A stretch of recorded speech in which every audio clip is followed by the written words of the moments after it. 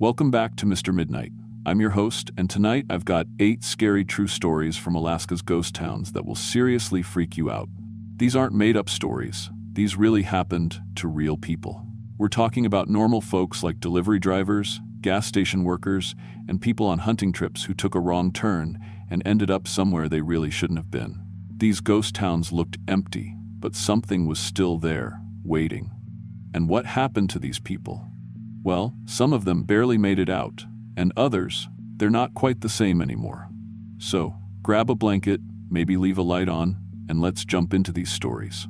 Just remember, if your GPS starts acting weird and takes you to a town that's not on any map, turn around and drive away as fast as you can. Trust me on this one. Let's get started.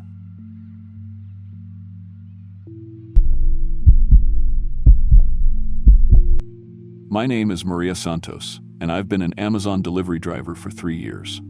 I drive Route 47 through northern Alaska, one of the most challenging delivery zones in the company. Most drivers won't take these routes. The pay is good, but you're dealing with weather that can kill you, roads that barely exist, and customers who live so far off the grid that GPS gives up trying to find them. I've delivered through blizzards that buried my van up to the windows. I've found my way to cabins using nothing but hand-drawn maps left at post offices. I've even delivered to research stations where scientists haven't seen another human being in months.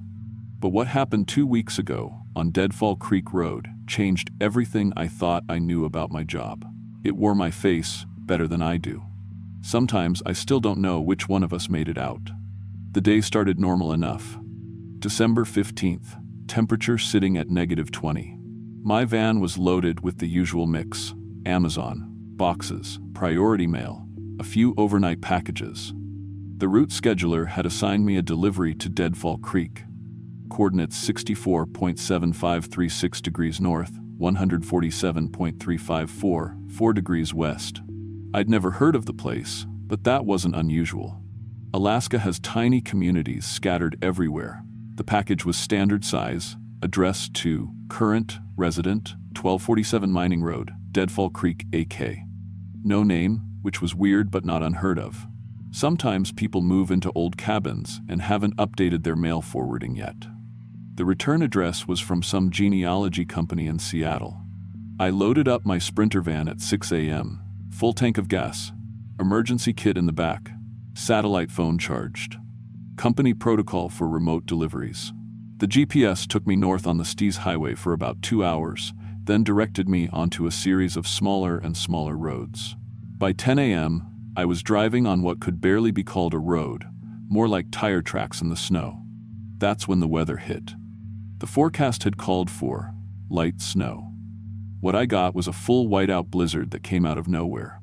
Visibility dropped to maybe 10 feet. Wind was howling so hard it was rocking the van. I should have turned around, but I was only half a mile from the delivery address, according to GPS. Big mistake. The road curved left around a hill, and suddenly I was driving through what looked like a tunnel of snow-covered buildings. Old wooden structures lined both sides of the road. A faded sign read, Deadfall Creek, Est, 1902, Pop, 247. But there were no lights in any windows. No smoke from chimneys. No tire tracks in the snow, except mine. This was a ghost town.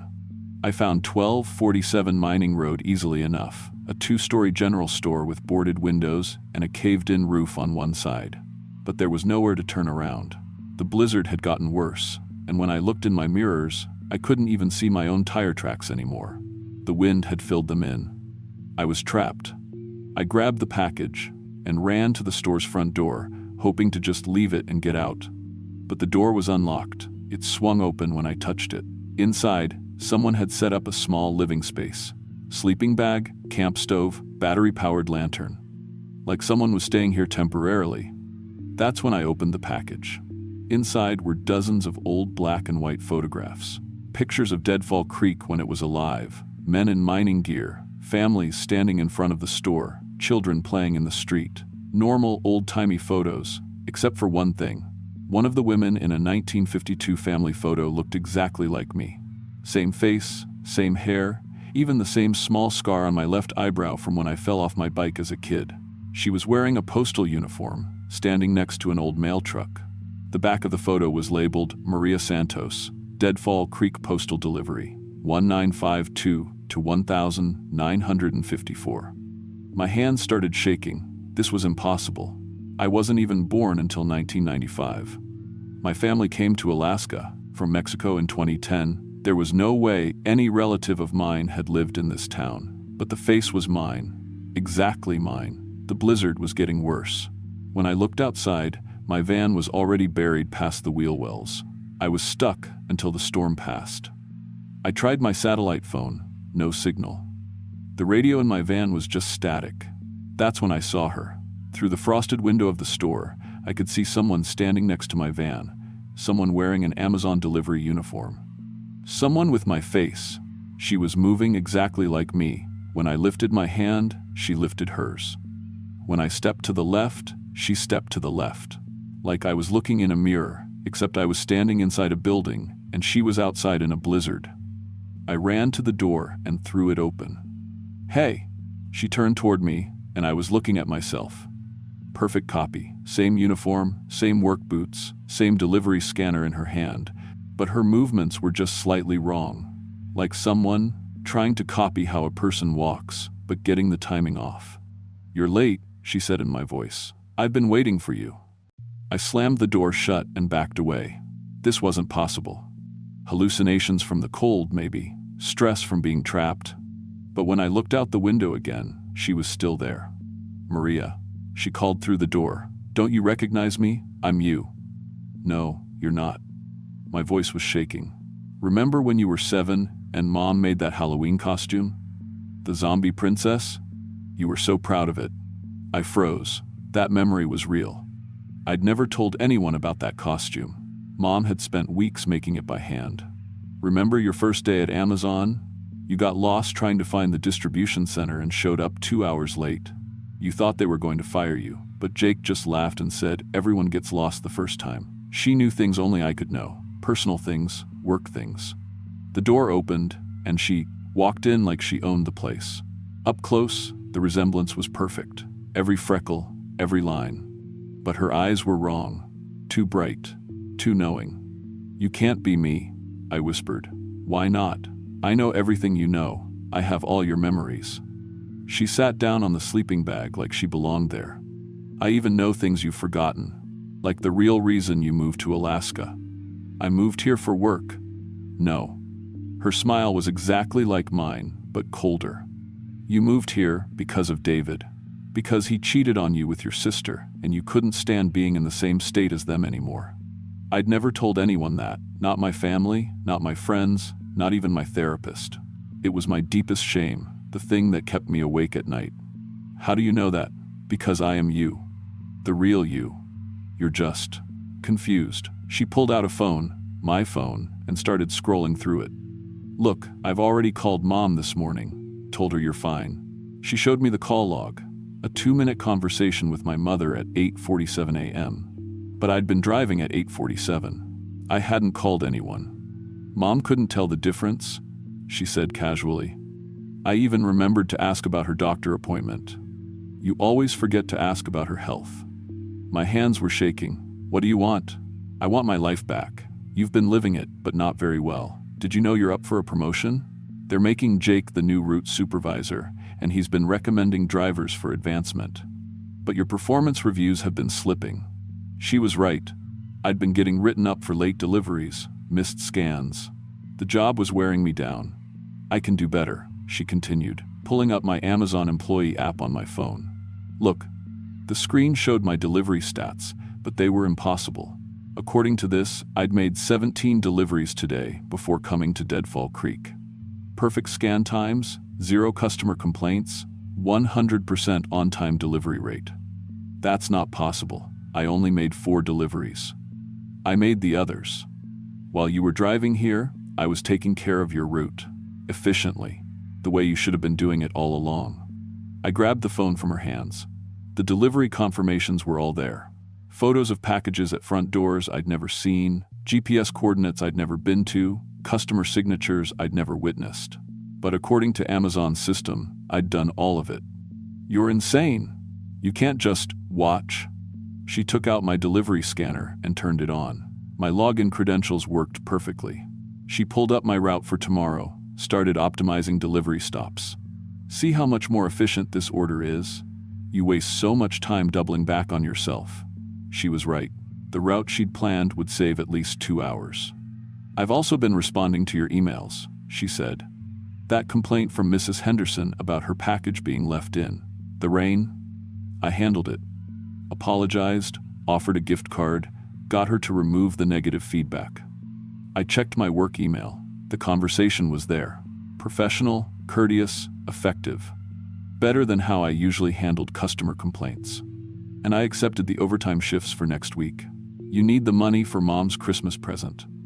Again, she was right. I'd been meaning to pick up extra hours but kept putting it off. Stop it, I said. You can't just take over my life. I'm not taking it over. I'm living it properly, the way it should be lived.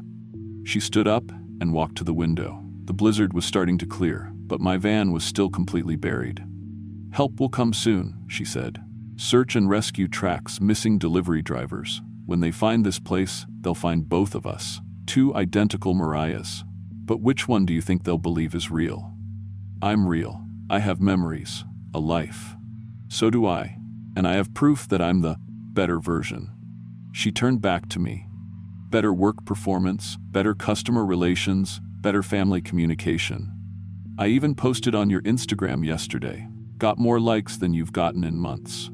She showed me my Instagram, a photo I'd never taken, of a sunset over the mountains with some inspirational caption about finding beauty in hard work.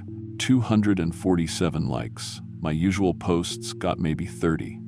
Your friends love the new you. Sarah even commented that you seem happier lately. I stared at the phone. Sarah and I hadn't talked in weeks. I'd been too depressed, too isolated. But according to this, we'd been having regular conversations. I've been living your life for 3 days, she said. Ever since you left Fairbanks. I've been taking care of your responsibilities, your relationships, your job, and I've been doing it better than you ever did. That's impossible. I've been me this whole time. Have you? When was the last time you felt truly happy? When was the last time you were excited about something? When was the last time you felt like you were living instead of just surviving? I couldn't answer. She was right. I'd been going through the motions for months, maybe years. I love this job, she said. I love the challenge, the independence, the feeling of connecting people to what they need. You just see it as a way to pay bills and avoid dealing with your problems. That's not true, isn't it? When's the last time you felt proud of a delivery? When's the last time you went the extra mile for a customer? When's the last time you actually wanted to get up and go to work? I couldn't remember. Through the window, I could see lights in the distance. Search and rescue, just like she'd predicted. They'll be here in 10 minutes, she said. And they'll find 2 women who look identical, both claiming to be Maria Santos. But I can prove I'm the real one. How? She smiled. Because I know your Amazon employee number, your driver's license number, your social security number. I know your route better than you do. I know your customers' names and their delivery preferences.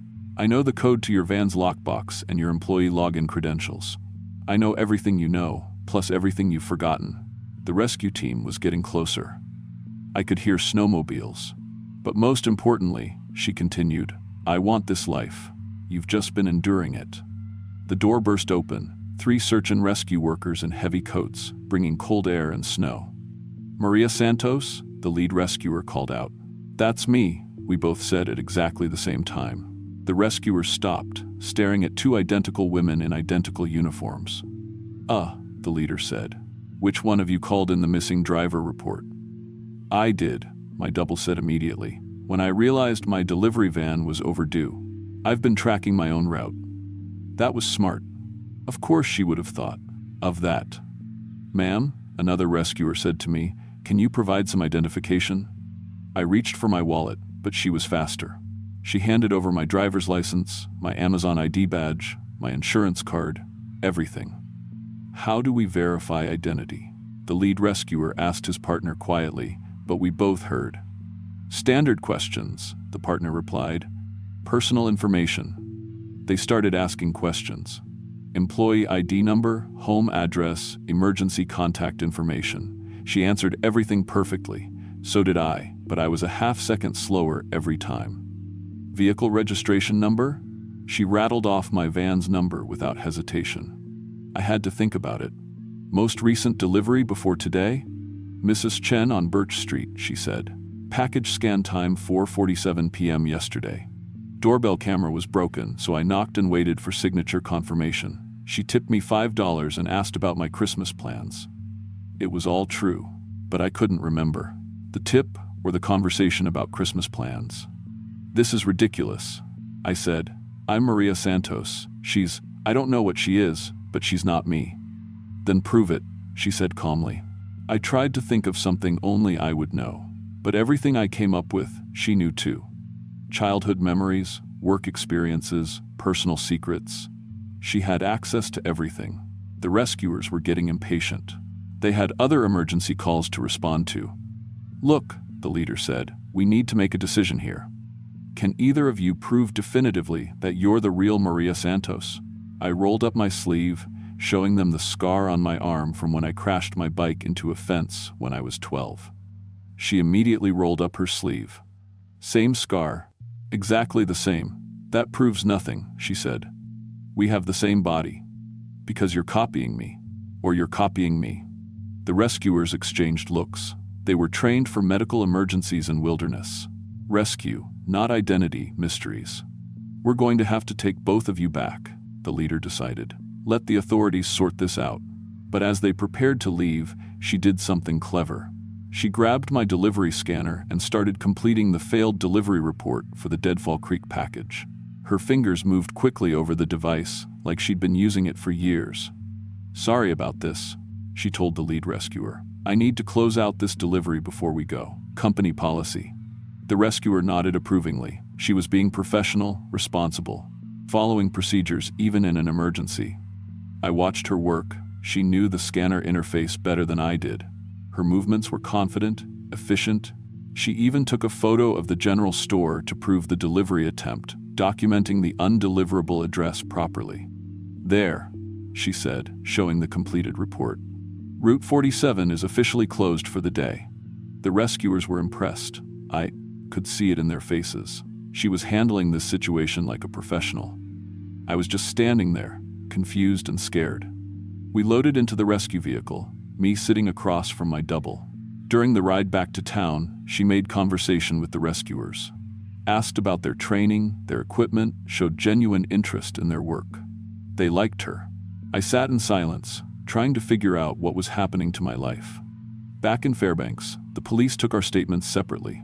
She told a coherent story about a delivery that went wrong, equipment malfunctions, and getting temporarily confused due to exposure and stress.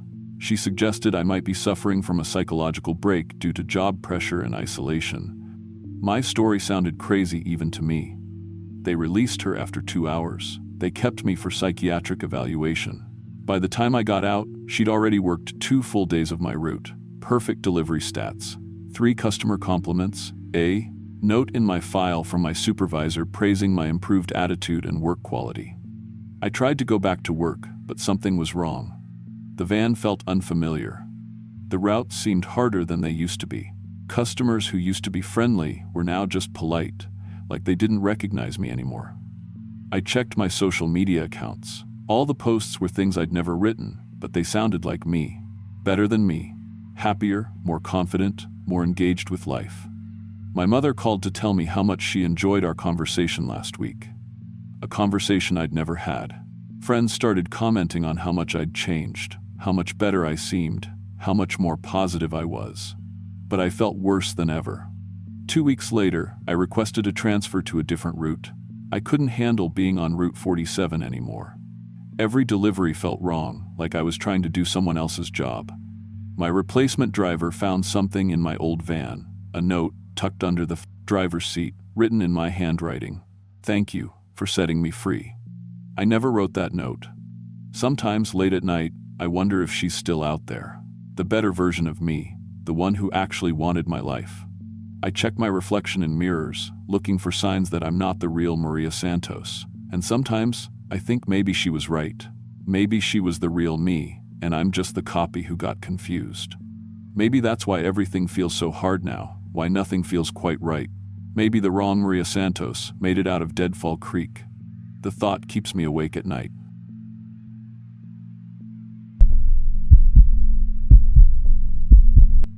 My name is Maria Santos, and I've been an Amazon delivery driver for 3 years. I drive the remote routes in Alaska, places where GPS signals get sketchy and you might not see another person for hours. I've delivered to cabins 50 miles from nowhere, dropped packages at research stations, and even left supplies at mining camps where the workers live for months at a time. I thought I'd seen every kind of isolation this job could throw at me. But what happened last winter in a place called Deadfall Creek proved me wrong. Dead wrong. I'm telling you this story while sitting in a care facility outside Anchorage. My hands are bandaged because I clawed my fingernails down to the bone trying to scratch my way out of my own mind. The doctors say I had what they call a psychotic break. My husband says I disappeared for 4 days and came back a different person. My kids don't visit anymore because I don't always recognize them. But I know what really happened in Deadfall Creek, even if nobody believes me. It started on a Tuesday in February, the kind of day where the temperature hits -30 and your breath freezes before it leaves your mouth. I was working the northern route, my usual run that takes me through small towns and isolated addresses scattered across hundreds of miles of wilderness. Most drivers hate this route because it's lonely and dangerous, but I like the quiet. No traffic, no angry customers complaining about late deliveries. Just me, my van, and the endless white landscape. That morning, I had 47 packages to deliver across 12 stops. Nothing unusual there. I loaded up my van at the depot in Fairbanks at 6 a.m., checked my scanner, and hit the road. The first 6 deliveries went smooth.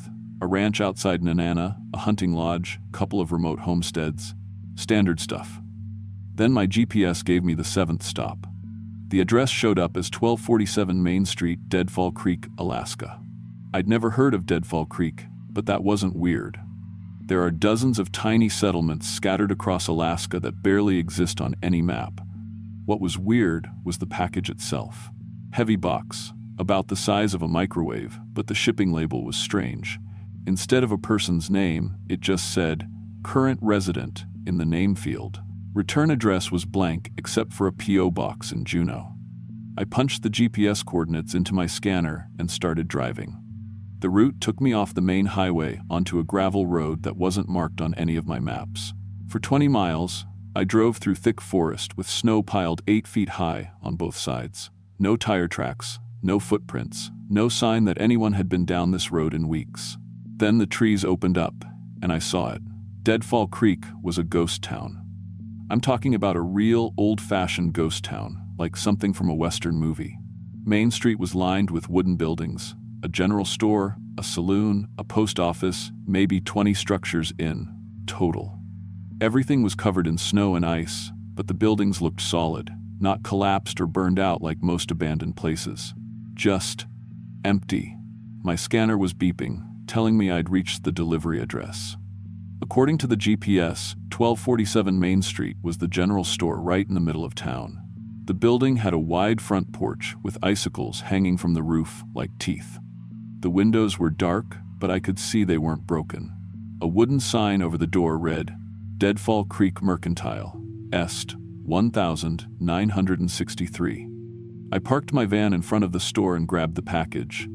The cold hit me like a slap when I opened the door. My breath came out in white clouds as I walked up to the porch. The wooden steps creaked under my boots, and I could hear the wind whistling through the empty buildings. There was no doorbell, so I knocked on the door.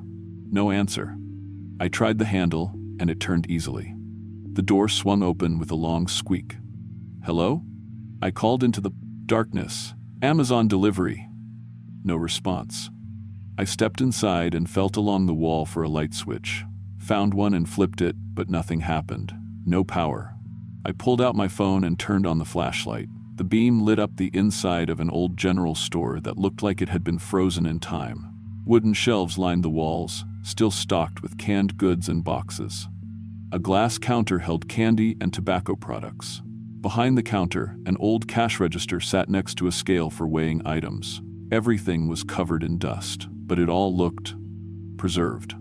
Like the people had just walked out one day and never came back. I set the package on the counter and looked around for somewhere to leave it safely. That's when I noticed the photos hanging on the wall behind the register. Black and white pictures of the store when it was operating. Men in wool coats and women in long dresses, shopping, kids buying candy, the store clerk. A middle-aged man with a mustache, standing behind the counter with his arms crossed. In one photo, I could see other customers browsing the shelves. A woman in a dark coat looking at canned goods. An elderly man examining boots near the back of the store. They all looked happy, normal, alive. I was studying the photos when I heard the wind pick up outside. Then I heard my van door slam. I rushed outside to find my van buried under 3 feet of snow. A blizzard had rolled in from nowhere. The kind of sudden storm that Alaska is famous for. The wind was howling so loud I could barely hear myself think, and the snow was coming down so thick I couldn't see 10 feet in any direction. My van wasn't going anywhere. The snow had already covered the windows and was building up against the sides. I tried to dig out the driver's door, but for every shovelful I moved, the wind blew in 2 more. I was stuck. I ran back into the store and tried my radio. Static. Tried my cell phone. No signal. The storm had cut me off completely. I figured I'd wait it out. These sudden storms usually blow through in a few hours. I had emergency supplies in my van, sleeping bag, food, water, flares, but I couldn't get to them with the van buried. I'd have to spend the night in the store. That's when I decided to open the package. I know I wasn't supposed to. Amazon drivers don't open packages. But the thing was addressed to current resident, and I was currently the only resident of Deadfall Creek. Plus, I was stuck and bored, and starting to get nervous about spending the night alone in a ghost town. The box was sealed with regular packing tape. Inside, wrapped in bubble wrap, were more photos. Dozens of them. All black and white pictures of the store. But these weren't hanging on the wall. These looked newer, like someone had found them in an attic or basement. Most showed the same scenes as the wall photos, customers shopping, the clerk working behind the counter. But as I looked through them, I started noticing details that bothered me. In one photo, the woman in the dark coat was looking directly at the camera with an expression I couldn't read. In another, the elderly man examining boots had his head turned toward whoever was taking the picture, like he'd heard his name called. The last photo in the stack made my hands shake. It showed the store clerk behind the counter, but he wasn't alone. Standing next to him, wearing an Amazon uniform, was me. Same face, same hair, same height, but the photo was black and white and looked decades old. I dropped the photos and backed away from the counter. This had to be some kind of joke. Someone was messing with me. But who? And how? I'd never been to Deadfall Creek before in my life. I'd never even heard of it. I picked up the photo again and studied it closer. The woman in the Amazon uniform looked exactly like me, down to the scar on my left hand that I got in high school. But her expression was different, happier, like she belonged there. That's when I heard the bell. A small brass bell hung over the store's front door, and it was ringing like someone had just walked in. But I was alone. The wind must have moved it, I told myself. Just the wind. But then I heard footsteps on the wooden floor. I spun around and saw the woman from the photos. The one in the dark coat. She was standing by the canned goods, running her finger along the shelves like she was looking for something specific. She had gray hair pulled back in a bun and wore a long black coat that looked like something from the 1960 seconds. "Excuse me," I said. My voice cracked. "Ma'am, how did you get in here?" She turned to look at me, and her face was pale as snow. Her eyes were dark holes in her skull. "Do you have any peaches?" she asked. Her voice sounded like it was coming from far away. "Canned peaches in syrup?" I stared at her, my heart pounding. I don't work here. I'm just top shelf," she said, pointing. "Behind the beans." I looked where she was pointing. There was a can of peaches there, covered in dust. When I looked back, she was gone. The bell over the door was still ringing. I ran to the door and looked outside. Nothing but swirling snow and wind. No footprints on the porch except mine. No tracks leading away from the store. I was losing it. Had to be. The isolation, the storm, the stress, it was getting to me. I'd heard of drivers having breakdowns on remote routes. Cabin fever, they called it. Made you see things that weren't there. But the can of peaches was real. I could see it on the shelf where she'd pointed. I tried to calm myself down. I found some candles behind the counter and lit them for warmth and light. I made a bed out of some old blankets I found in the back room. I ate some energy bars from my belt pouch and tried to get comfortable. But I couldn't sleep. Every few minutes, I heard that bell ring, and sometimes I'd see movement in the shadows at the edge of the candlelight. A figure browsing the shelves, someone examining the boots, the store clerk counting money behind the register. By the second day, I was talking to them. "Can I help you find anything?" I asked the elderly man looking at boots. He glanced up at me and smiled. "These are good boots, made to last. How much?" I looked at the price tag, $2.50. "I'll take them," he said, and handed me the money. Old bills, the kind they don't make anymore. I put the money in the register and wrapped the boots in brown paper. It felt natural, normal, like I'd done it 1,000 times before. The woman in the dark coat came back later that day. This time she wanted flour and sugar and a pound of bacon. I found everything she asked for and rang it up on the old cash register. The keys made satisfying clicks under my fingers. More customers came as the day went on. A man in a plaid shirt who needed ammunition for his rifle, a young woman buying fabric for a dress, a family with 3 children who wanted candy from the glass jars behind the counter. I served them all. I knew where everything was kept, knew the prices by heart, knew exactly how to work the register and the scale. It felt good to be useful, to be needed. By the 3rd day, I'd forgotten I'd ever been anything but a store clerk. My name was Maria Santos, and I'd been running Deadfall Creek Mercantile since 1963. I knew every customer, every product on every shelf. I knew how to cut cloth and measure grain and count change. I knew that Mr. Henderson liked his tobacco strong and Mrs. Collins always bought extra sugar for her pies. The Amazon uniform I found crumpled in the back room looked foreign to me. I couldn't imagine why I'd been wearing it. I put on the store apron instead, white with blue trim, with Deadfall Creek Mercantile embroidered across the front. I was measuring out flour for Mrs. Patterson when I noticed the customer by the door acting strange. He wasn't shopping, he was just standing there watching me with a weird expression on his face. He was wearing some kind of uniform, dark blue with patches and a badge. "Can I help you?" I asked. He didn't answer. He just kept staring. That's when I noticed he wasn't alone. There were 3 more of them, all dressed the same way. They had serious faces and were talking into little radios. One of them was pointing at me. "Thieves. Had to be. Come to rob my store." I grabbed the baseball bat we kept behind the counter for protection. "You need to leave," I said, "right now." The one closest to me held up his hands. "Ma'am, we're with Alaska State Search and Rescue. We're here to help you. Your family has been looking for you." "I don't have any family," I said. "This is my store. You need to buy something or get out." He took a step closer. "Maria? Your name is Maria Santos. You're a Valdal delivery driver for Amazon. You've been missing for 4 days." I laughed. That was crazy talk. My name is Maria Santos, and I've been running this store for 20 years. Now get out before I call the sheriff. They wouldn't leave. They kept talking nonsense about delivery trucks and missing persons and worried families. When one of them tried to grab me, I swung the bat. The glass counter exploded, candy scattered everywhere, blood splattered across the register, my blood, from where the glass cut my hands. But there were no customers. No Mr. Henderson or Mrs.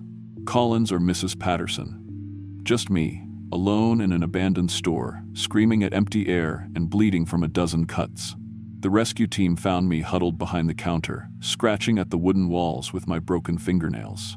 I was trying to restock shelves that had been empty for decades, counting inventory that didn't exist, waiting for customers who would never come. They took me to the hospital, but I fought them every step of the way. I kept telling them I had to get back to my store.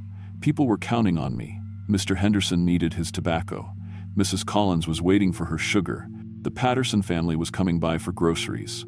The doctors said I was suffering from severe hypothermia and dehydration. They said I'd been hallucinating from stress and isolation. They said there was no store, no customers, no life in Deadfall Creek. just an abandoned town that had been empty since the 1960 seconds. They were wrong. I spent 3 months in the psychiatric ward. The doctors gave me pills and therapy and tried to convince me that I was a delivery driver, not a store clerk. They showed me pictures of a husband I didn't recognize and children I'd never seen. They said these people were my family, that they loved me, that they wanted me to come home. But I knew better. My home was the store in Deadfall Creek. My customers were waiting for me. The shelves needed restocking, the register needed counting, and someone had to be there to serve the people who depended on us. Amazon fired me while I was in the hospital. My husband filed for custody of my kids. My family stopped visiting when I didn't remember them. The state moved me to this care facility outside Anchorage, where I've been living for the past 5 years. The staff here is nice enough. They give me my pills and make sure I eat and let me help with small tasks around the facility. But they don't understand. When I count out their medications, I'm practicing for inventory day at the store. When I organize supplies in the storage room, I'm arranging merchandise for customers. When I sit by the window during snowstorms, I'm watching for people who might need shelter. The doctors say I'm making progress. They say my episodes are less frequent now. But what they don't know is that I still visit the store every night in my dreams. I unlock the door at sunrise and light the oil lamps and arrange the merchandise just the way the customers like it. Mr. Henderson comes by for his tobacco. Mrs. Collins buys her sugar. The Patterson family brings their children for penny candy. And every night, just before I wake up, the woman in the dark coat comes to the counter with a can of peaches and says, "Thank you for keeping the store open, Maria. We all depend on you." The strangest part is what I found out later. The doctors showed me the official records for Deadfall Creek. The town was abandoned in 1963 after a blizzard trapped the residents for 2 weeks. When the rescue teams finally reached them, they found everyone dead of starvation and hypothermia, all except the store clerk, who was never found.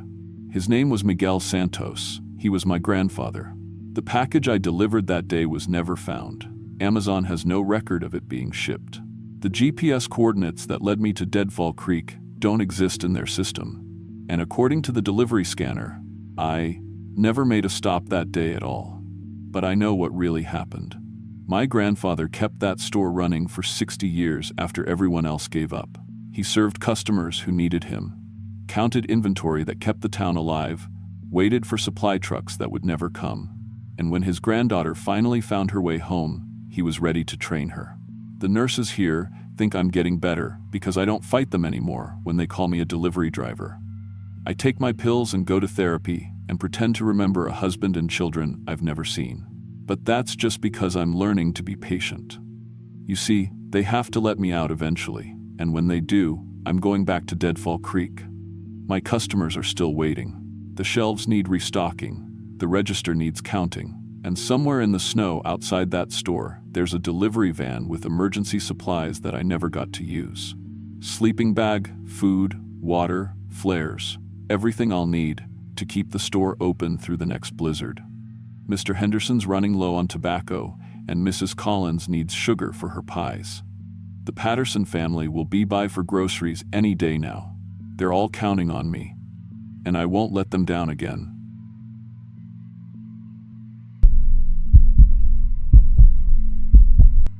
My name is Chris Walker, and I've been in construction for 12 years. Started right out of high school, worked my way up from carrying tools to running my own crew in Seattle. I've built everything from houses to office buildings, worked through rain, snow, and 100-degree heat.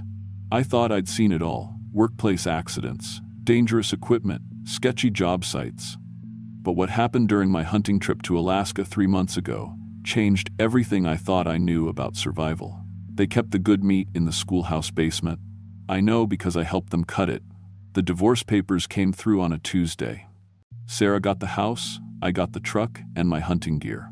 My buddies kept telling me I needed to get away, clear my head, do something for myself. I'd been talking about that Alaska hunting trip for years: moose, caribou, maybe even a bear if I was lucky. Finally had the time and the money, so I booked a week in the wilderness outside of Fairbanks. I loaded up my Ford with everything: rifle, camping gear, enough food for 10 days.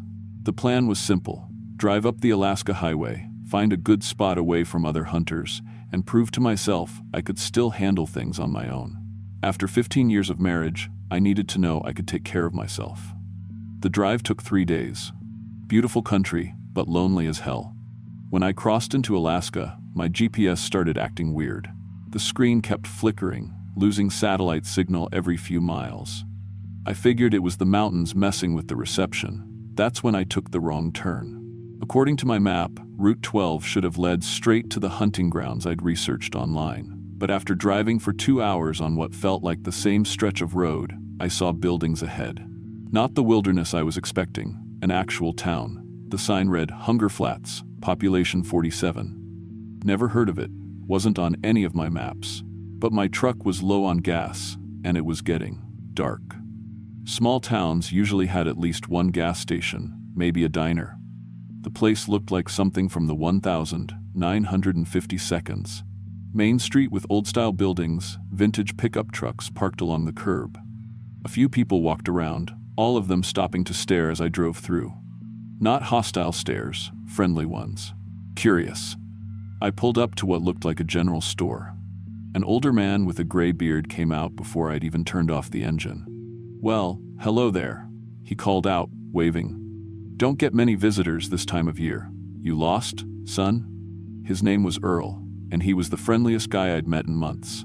Told him I was looking for hunting grounds, showed him my map. He laughed and shook his head. "You're about 50 miles off course," he said. "But lucky for you, you found the best hunting in Alaska right here. We've got game you won't find anywhere else." Earl insisted I stay for dinner. Said his wife Martha made the best steaks in the territory, and they rarely got to entertain visitors. The whole town seemed to know about me within minutes. People kept stopping by to introduce themselves. Frank, the mechanic, Jenny, who ran the post office, Doc Peterson, an old-timer who'd lived there 40 years. "You picked the right place," Doc said. "We take real good care of our guests here in Hunger Flats." Martha's steaks were incredible. I'd never tasted meat like it, tender, rich, almost sweet, different from any beef or game I'd ever had. "What kind of cattle you raise up here?" I asked. Earl and Martha exchanged a look. "Local livestock," Earl said. "Special breed, been raising them for generations." After dinner, Earl pulled out a bottle of homemade whiskey. The whole evening felt like stepping back in time. No cell service, no internet, just good people sharing stories. They told me about life in Hunger Flats, how they were pretty much self-sufficient, raised their own food, fixed their own equipment, took care of their own. "You should come hunting with us tomorrow," Frank suggested. "We'll show you the best spots. Guarantee you'll get something." I was feeling the whiskey and the hospitality. These people had welcomed a complete stranger, fed me, offered to help with my hunting trip. It seemed rude to refuse. "What time do we start?" I asked. We left at dawn. Earl, Frank, Doc, and 2 younger guys named Billy and Jake. They drove old pickup trucks that looked like they'd been modified for rough terrain. My Ford followed behind as we headed into the forest on logging roads I would never have found on my own. The terrain was beautiful, but strange. Dense woods that seemed to go on forever, with clearings that felt too perfect, too circular, like someone had been managing the forest for specific purposes. "This is where we do most of our hunting," Earl explained as we parked near a small cabin. "Game comes through here regular, we just have to be patient."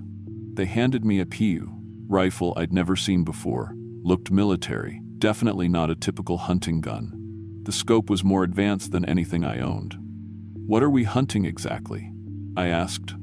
"You'll see," Frank said with a grin. "Trust me, you'll know it when you see it." We split up, staying in radio contact. Earl positioned me in a tree stand overlooking a game trail. Told me to wait for his signal before taking any shots. I'd been sitting there maybe an hour when I heard voices. Not our hunting party, different voices, scared voices.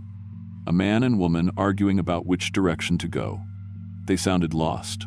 Then I heard Earl's voice on the radio. "Fresh meat incoming. Get ready." Fresh meat. That's what he called them. Through my scope, I saw them, a couple in their 30s, carrying backpacks, clearly lost hikers. The woman was crying. The man kept checking his phone, looking for signal. "Please," the woman was saying.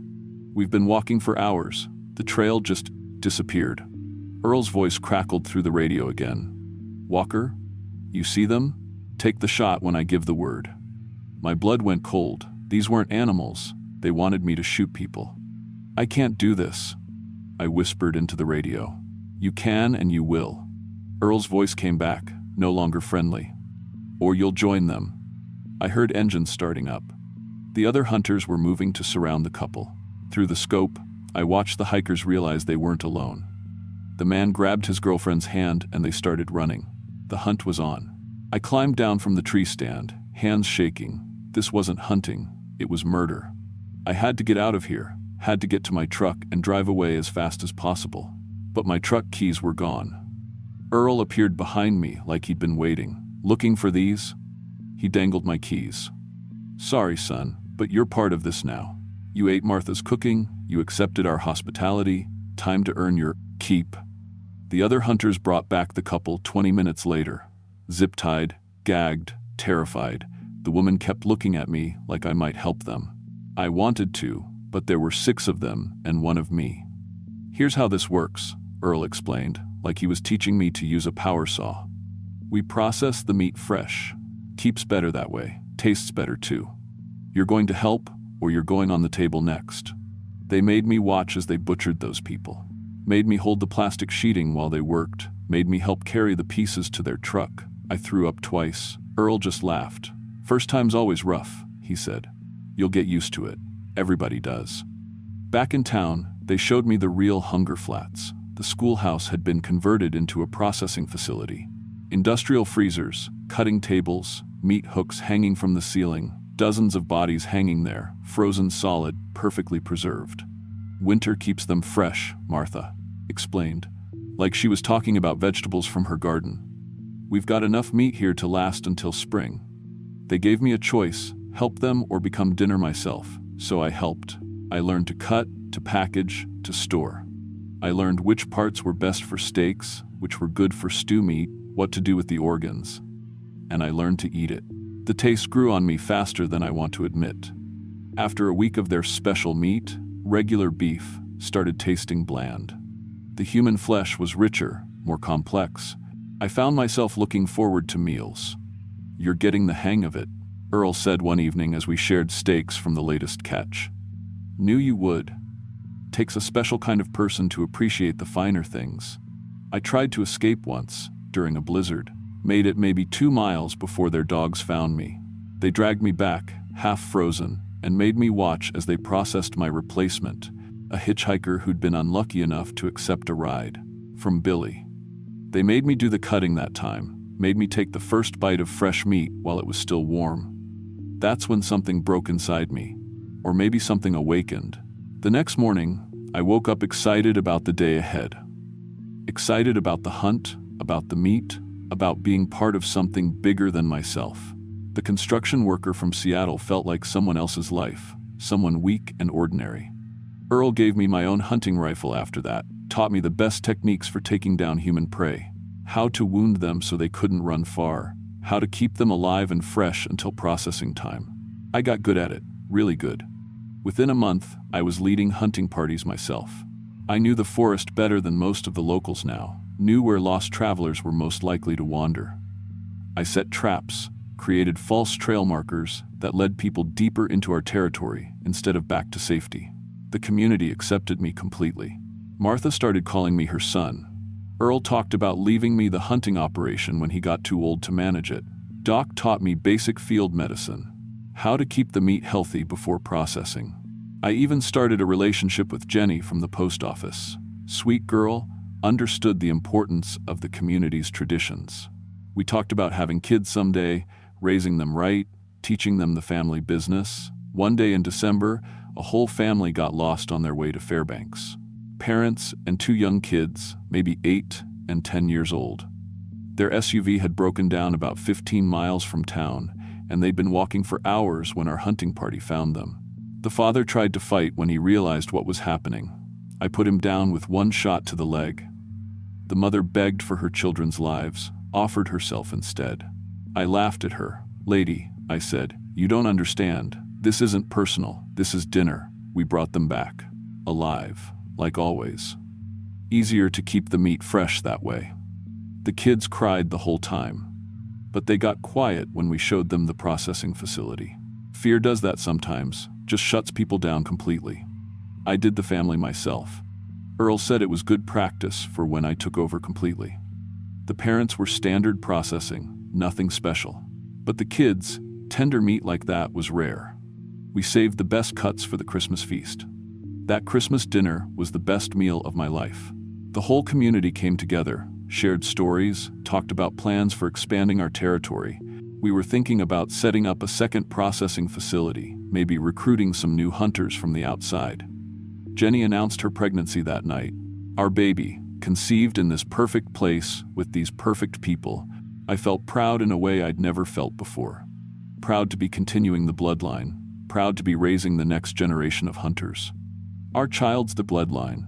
First hunt is going to be special, I told her. I'll teach them everything Earl taught me. Spring brought new opportunities, more travelers, better hunting weather, chances to expand our range. We set up camps along 3 different highways, created a whole network of fake signs and trail markers that funneled lost people directly to us. I trained the younger hunters in advanced techniques, how to use social media to track potential prey, how to disable vehicles so people had to walk through our territory, how to create convincing rescue scenarios that made people trust us. The operation grew bigger and more efficient. We were processing 2 or 3 families a week during peak season, building up our reserves for winter. I designed a new refrigeration system for the schoolhouse, expanded our storage capacity by 50%. Earl officially retired and put me in charge of the whole hunting operation. Best job I'd ever had. Better than any construction project I'd managed in Seattle. This was meaningful work, work that fed the community, work that connected me to something ancient and pure. By summer's end, we had enough meat stored to last 2 winters. My son was born in September. Healthy boy, strong lungs, good appetite. Jenny and I named him Hunter, naturally. That's when you showed up, asking questions about missing persons, about strange disappearances along the Alaska highway. Funny thing is, you remind me of myself 3 years ago, lost, looking for something you can't quite name, hungry for experiences you've never had. I've been thinking, after talking with you for the past hour, you seem like good people. Smart, capable. The kind of person who could really contribute to a community like ours. Why don't you come visit us in Hunger Flats? Martha's always happy to cook for guests, and we'd love to show you our hospitality. I guarantee you've never tasted anything like what we serve. Just follow Route 12 north from Fairbanks.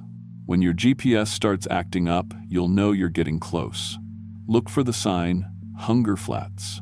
Population 48. We recently updated that number. Trust me, you'll fit right in, and once you've had Martha's cooking, you'll never want to leave. None of our guests ever do.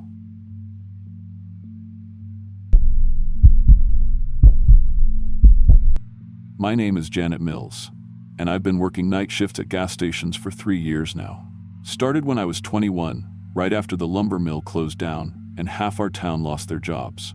Night work pays better, and honestly, I liked the quiet. Just me, the hum of the coolers, and the occasional trucker stopping for coffee and gas. I knew every sound that place made, the way the ice machine clicked on at 2 a.m., how the coffee pot gurgled when it was running low, even which fluorescent light flickered in the bathroom. But what happened last month at the Black Mold Crossing station changed everything I thought I knew about being alone. The black veins are spreading to my lungs now. Soon, I won't need air anymore. Let me back up. Black Mold Crossing isn't really a town anymore. Just a name on old maps where a mining operation used to be. The gas station sits about 15 miles out from the main highway, the only building still standing after the mines shut down in the 90 seconds. My manager Carl hired me because nobody else wanted to work way out there. Can't say I blamed them.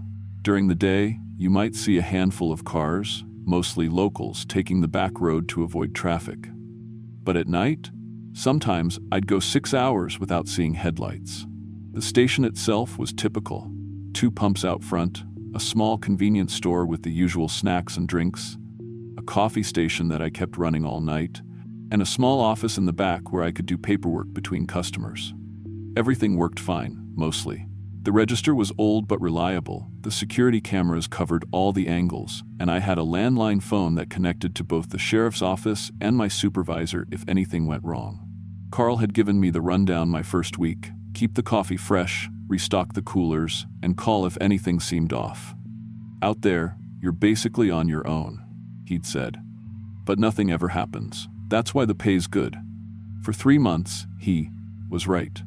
I'd clock in at 11 p.m., do my opening routine, check the register, start fresh coffee, turn on all the outside lights, and settle in for 8 hours of mostly nothing. I brought books, magazines, sometimes my old laptop to watch movies when the Wi-Fi cooperated. Truckers would stop around midnight, and again near dawn. Local guys heading to early shifts might grab coffee around 5 a.m. Otherwise, it was just me and the sounds of the building. The night everything changed started normal.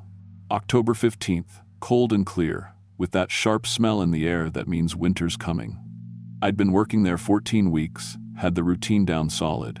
Coffee started at 10:45, register counted and ready by 11.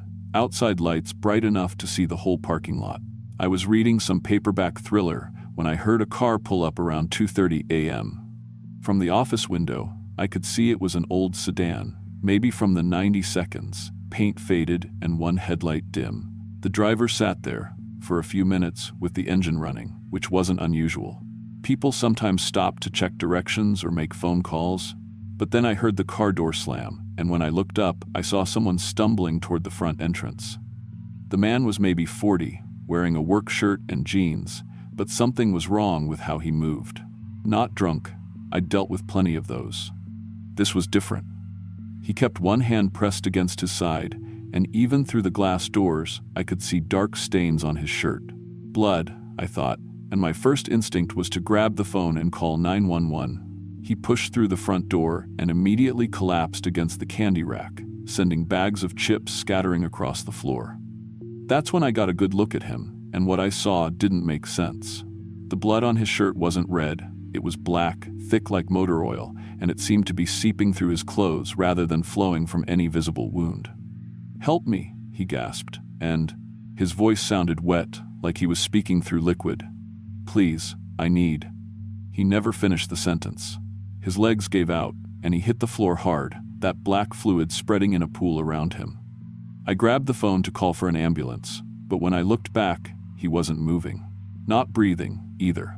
I'd never dealt with a dead body before, but I knew I had to try something. I came around the counter, stepping carefully to avoid the black puddle, and knelt down to check for a pulse. His skin was ice cold, and when I pressed my fingers to his neck, some of that black stuff got on my hands. It felt wrong, not like blood or any liquid I'd ever touched. Thick, but somehow alive, like it was moving on its own. The smell hit me then. Sweet and rotten, like fruit left too long in the sun, but with an underlying chemical tang that made my eyes water. I wiped my hands on a towel and called 911, but the operator said it would be at least 40 minutes before anyone could get out to our location. The nearest ambulance was dealing with a car accident on the main highway. So I waited, covered the body with a tarp from the storage room, mopped up most of the black fluid, and tried to keep the store normal in case any other customers showed up. None did. When the sheriff's deputy finally arrived around 4 a.m., he took one look at the scene and called for the coroner. They bagged the body, took my statement, and told me the county would clean up any remaining mess. What they didn't clean was the spot where that black fluid had touched my hand. I'd washed it thoroughly, scrubbed with soap and hot water, even used some hand sanitizer from behind the counter. There was still a small cut on my knuckle from changing a light bulb earlier that week, and some of that stuff had gotten in. By morning, when my replacement shift arrived, I had a thin black line running from the cut toward my wrist. It didn't hurt, didn't feel like anything, really. Just looked like ink under the skin. I figured it was some kind of stain that would fade, so I didn't mention it to anyone. That was my first mistake. The black line spread, not fast, but steady, maybe an inch every few hours. By the time I woke up that afternoon, it had reached my elbow. I drove to the local clinic, but they'd closed early for some kind of training seminar. The next nearest doctor was 2 towns over, an hour's drive, and I was supposed to work again that night. I called Carl to ask about covering my shift, but he was dealing with 3 other employees who'd called in sick. "Unless you're dying, I need you there," he said. "It's just you and me keeping that place running." So I went to work. The black veins, because that's what they looked like now, veins under my skin, had spread to my shoulder by 11 p.m. Still no pain, but I was starting to feel different. Not sick, exactly. Just different. Food didn't taste right. I'd grabbed a sandwich for dinner, but after 2 bites, it tasted like cardboard. Same with the coffee I usually drank all night. Everything seemed bland, flavorless. Around 1 a.m., I went to throw out some expired milk from the cooler, and that's when I smelled it.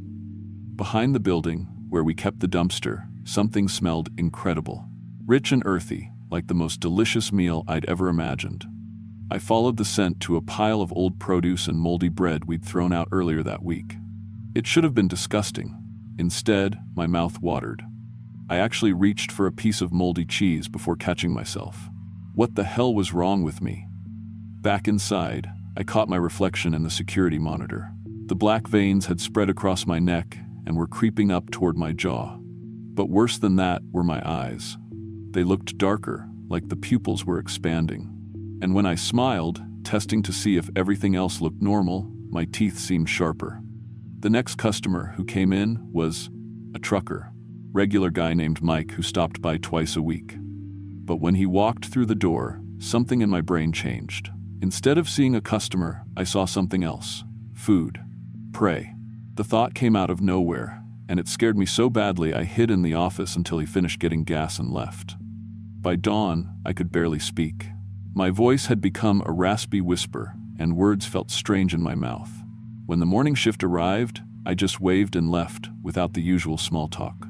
Drove home, called in sick for the next few nights, and tried to figure out what was happening to me. The internet wasn't much help.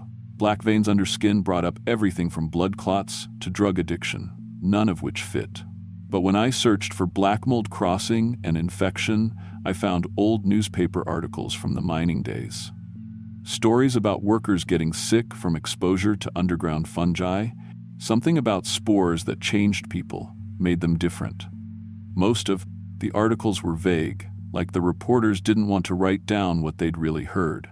One article from 1987 mentioned a whole crew of miners who disappeared after reporting strange symptoms. Black veins under the skin, changes in appetite, difficulty speaking. The mine had been sealed after that, and the whole operation shut down within a year. The mine. I drove out there the next day, even though every instinct told me not to. Found the old entrance about 2 miles past the gas station, hidden behind a chain-link fence with warning signs about unstable ground. But the fence had holes in it, and some of the warning signs were knocked down. I could smell them before I saw them, that same rich, earthy scent that had drawn me to the moldy food. Inside the mine entrance, just past where the sunlight faded, there were shapes moving in the darkness, human-shaped, but wrong somehow. When one of them stepped into the light, I saw what I was becoming. Skin like hardened, leather, black veins covering every inch, eyes completely dark, teeth like broken glass. It had been human once, but not anymore. And when it saw me, it smiled and spoke in that same raspy whisper I was developing. "Welcome home, sister." I ran, got back to my car and drove away as fast as I could.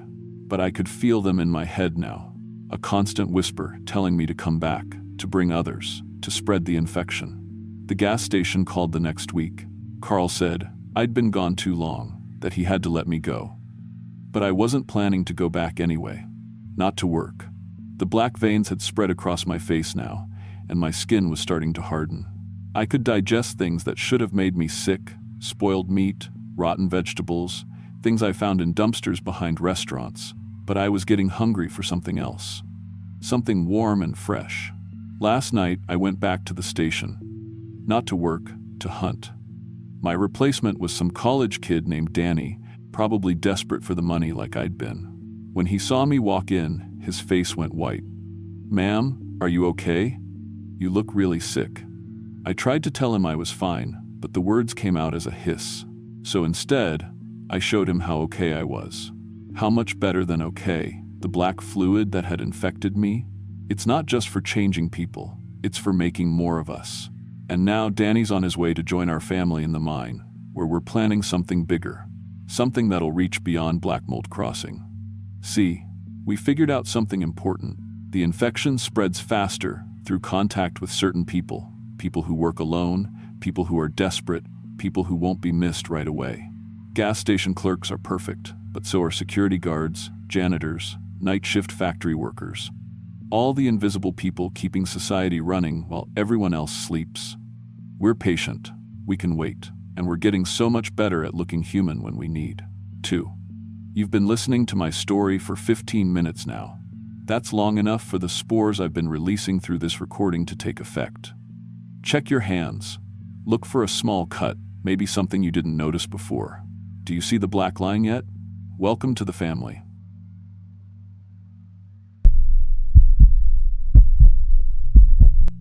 My name is Lisa Park, and I've been a real estate appraiser for 8 years. I got my license right out of college and worked my way up from doing small residential homes to commercial properties worth millions. I've walked through abandoned warehouses, foreclosed mansions, and buildings that hadn't seen people in decades. I thought I'd seen everything that could go wrong with a property evaluation. But what happened in Salvation Creek last month changed everything I thought I knew about my job. Sometimes the scariest thing about an abandoned place is finding out it's not abandoned at all. The assignment came from Meridian Development, a company I'd worked with before on rural acquisitions. They wanted me to evaluate an entire town called Salvation Creek, population listed as 0 since 1987. The state records showed it as abandoned after some kind of economic collapse, but satellite images suggested the buildings were still intact. Meridian was considering buying the whole place for a resort development. I loaded my truck that Tuesday morning with all my usual gear: laser measure, digital camera, moisture meter, clipboard full of evaluation forms.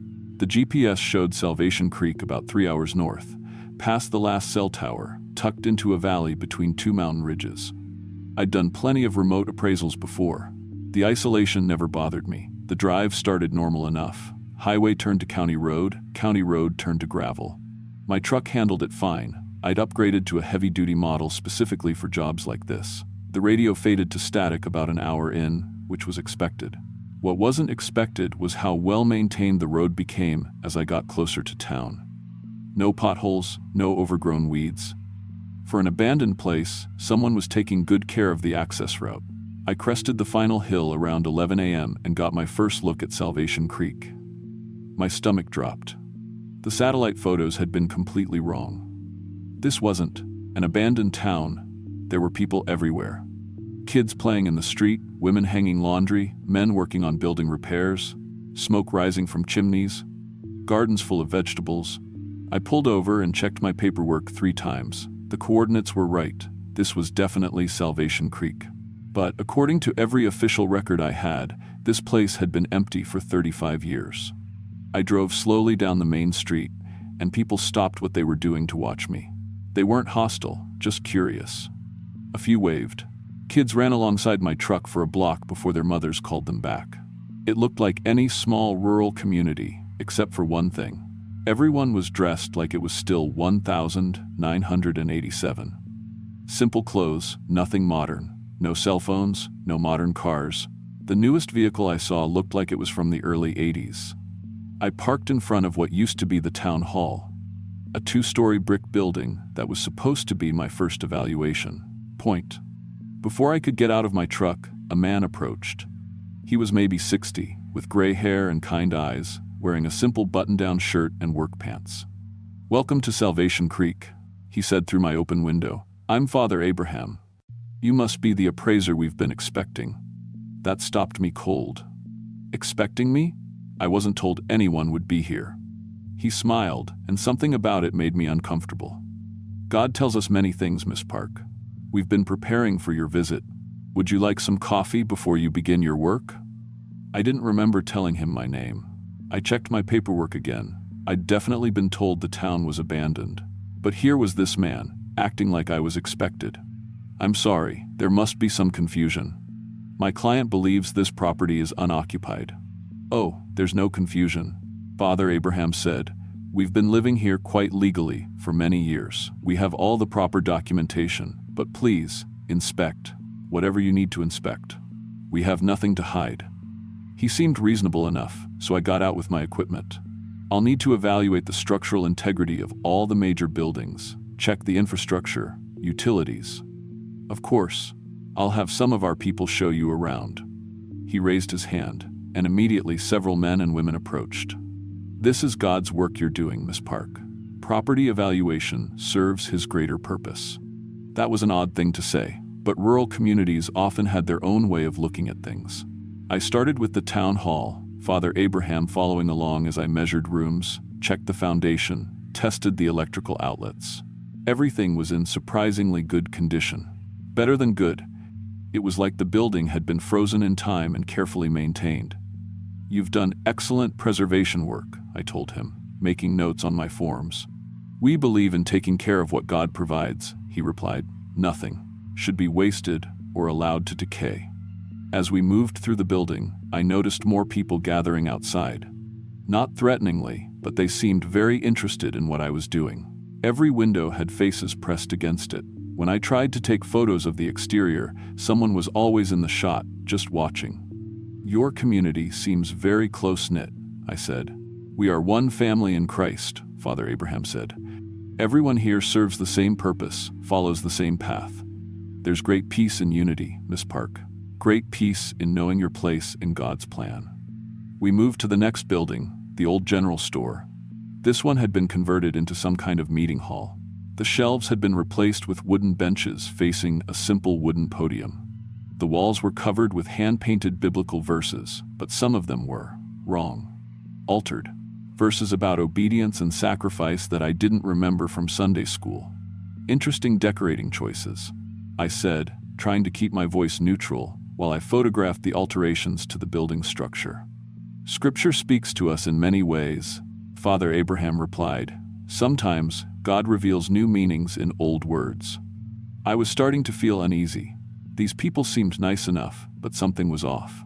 The way they watched me, the way Father Abraham always seemed to be anticipating my questions. And why hadn't Meridian Development mentioned that the town was occupied? Surely they would have known.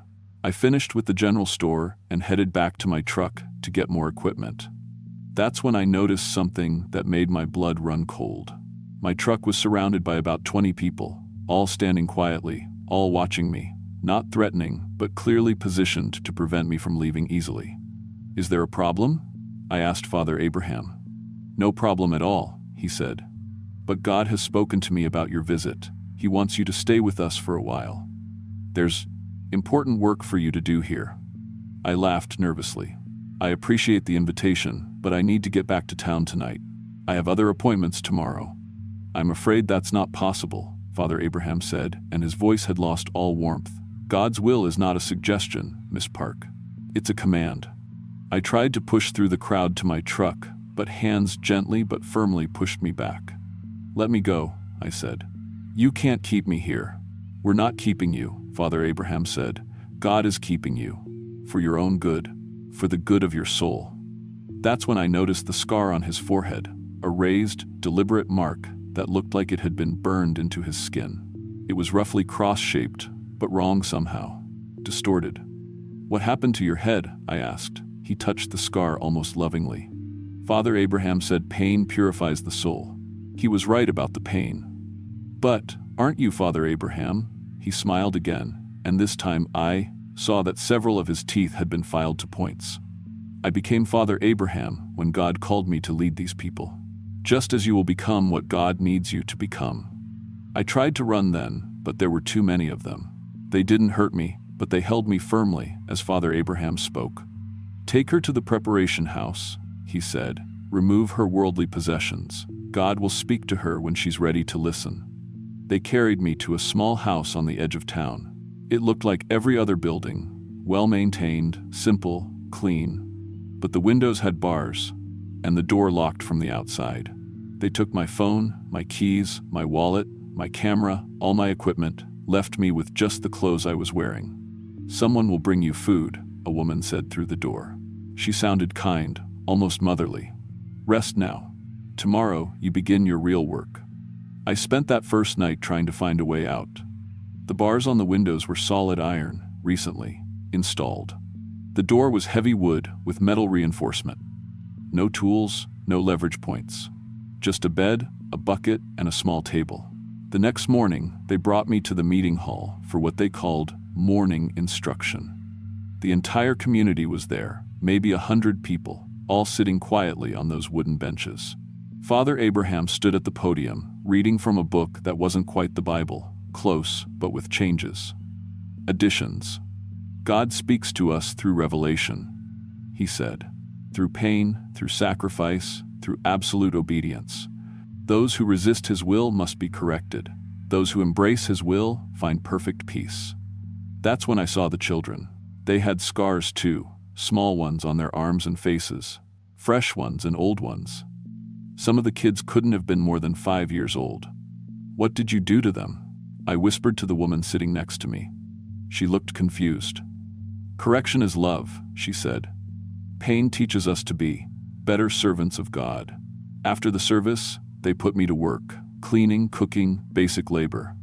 Idle hands serve the devil, they told me.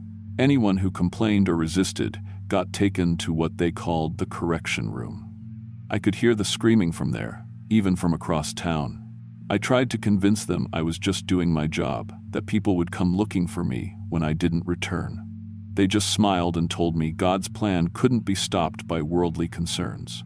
On the third night, Father Abraham came to my room. God has spoken to me about you, he said. You have a special purpose here. But first, you must be purified. He had a metal rod with him, heated red hot. The end was shaped like that same distorted cross I'd seen on his forehead. Please, I said. I'll do whatever you want. I'll stay. I'll work. Just don't. Pain purifies the soul, he said, moving closer. This is God's love, Lisa. Accept his love. He held me down and pressed the day, burning metal into my forehead. The pain was beyond anything I'd ever experienced. The smell of my own flesh burning, my own screams echoing off the walls. But something strange happened as the pain consumed me. A kind of peace settled over my mind. The resistance faded. The fear melted away. God's love was pain, and pain was love, and everything made perfect sense. When it was over, Father Abraham helped me to my feet. Welcome to the family, he said, and I thanked him for it. That was 6 months ago. I've been serving God's will ever since, helping to prepare new arrivals for their own purification. The real estate appraiser, Lisa Park, died in that correction room. What emerged was something better, something pure. We've grown since then. Other people come looking for the missing. Investigators, journalists, family members. God provides, and we welcome them all. Some resist longer than others, but everyone finds peace eventually. I'm telling you this story now, because God has spoken to me about you. Yes, you, listening to this. He's shown me your face in my prayers. We've been expecting you. The address is 847 Mountain View Road, about 3 hours north of the city. Just follow the signs to Salvation Creek. Don't bring anyone with you. That would only complicate your purification process. Come soon. Father Abraham is preparing the brand for you right now. Pain purifies the soul, and we have so much love to share.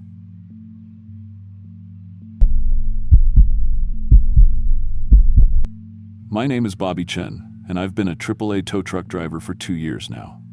I got my commercial license right out of high school and started with a small local shop before AAA picked me up.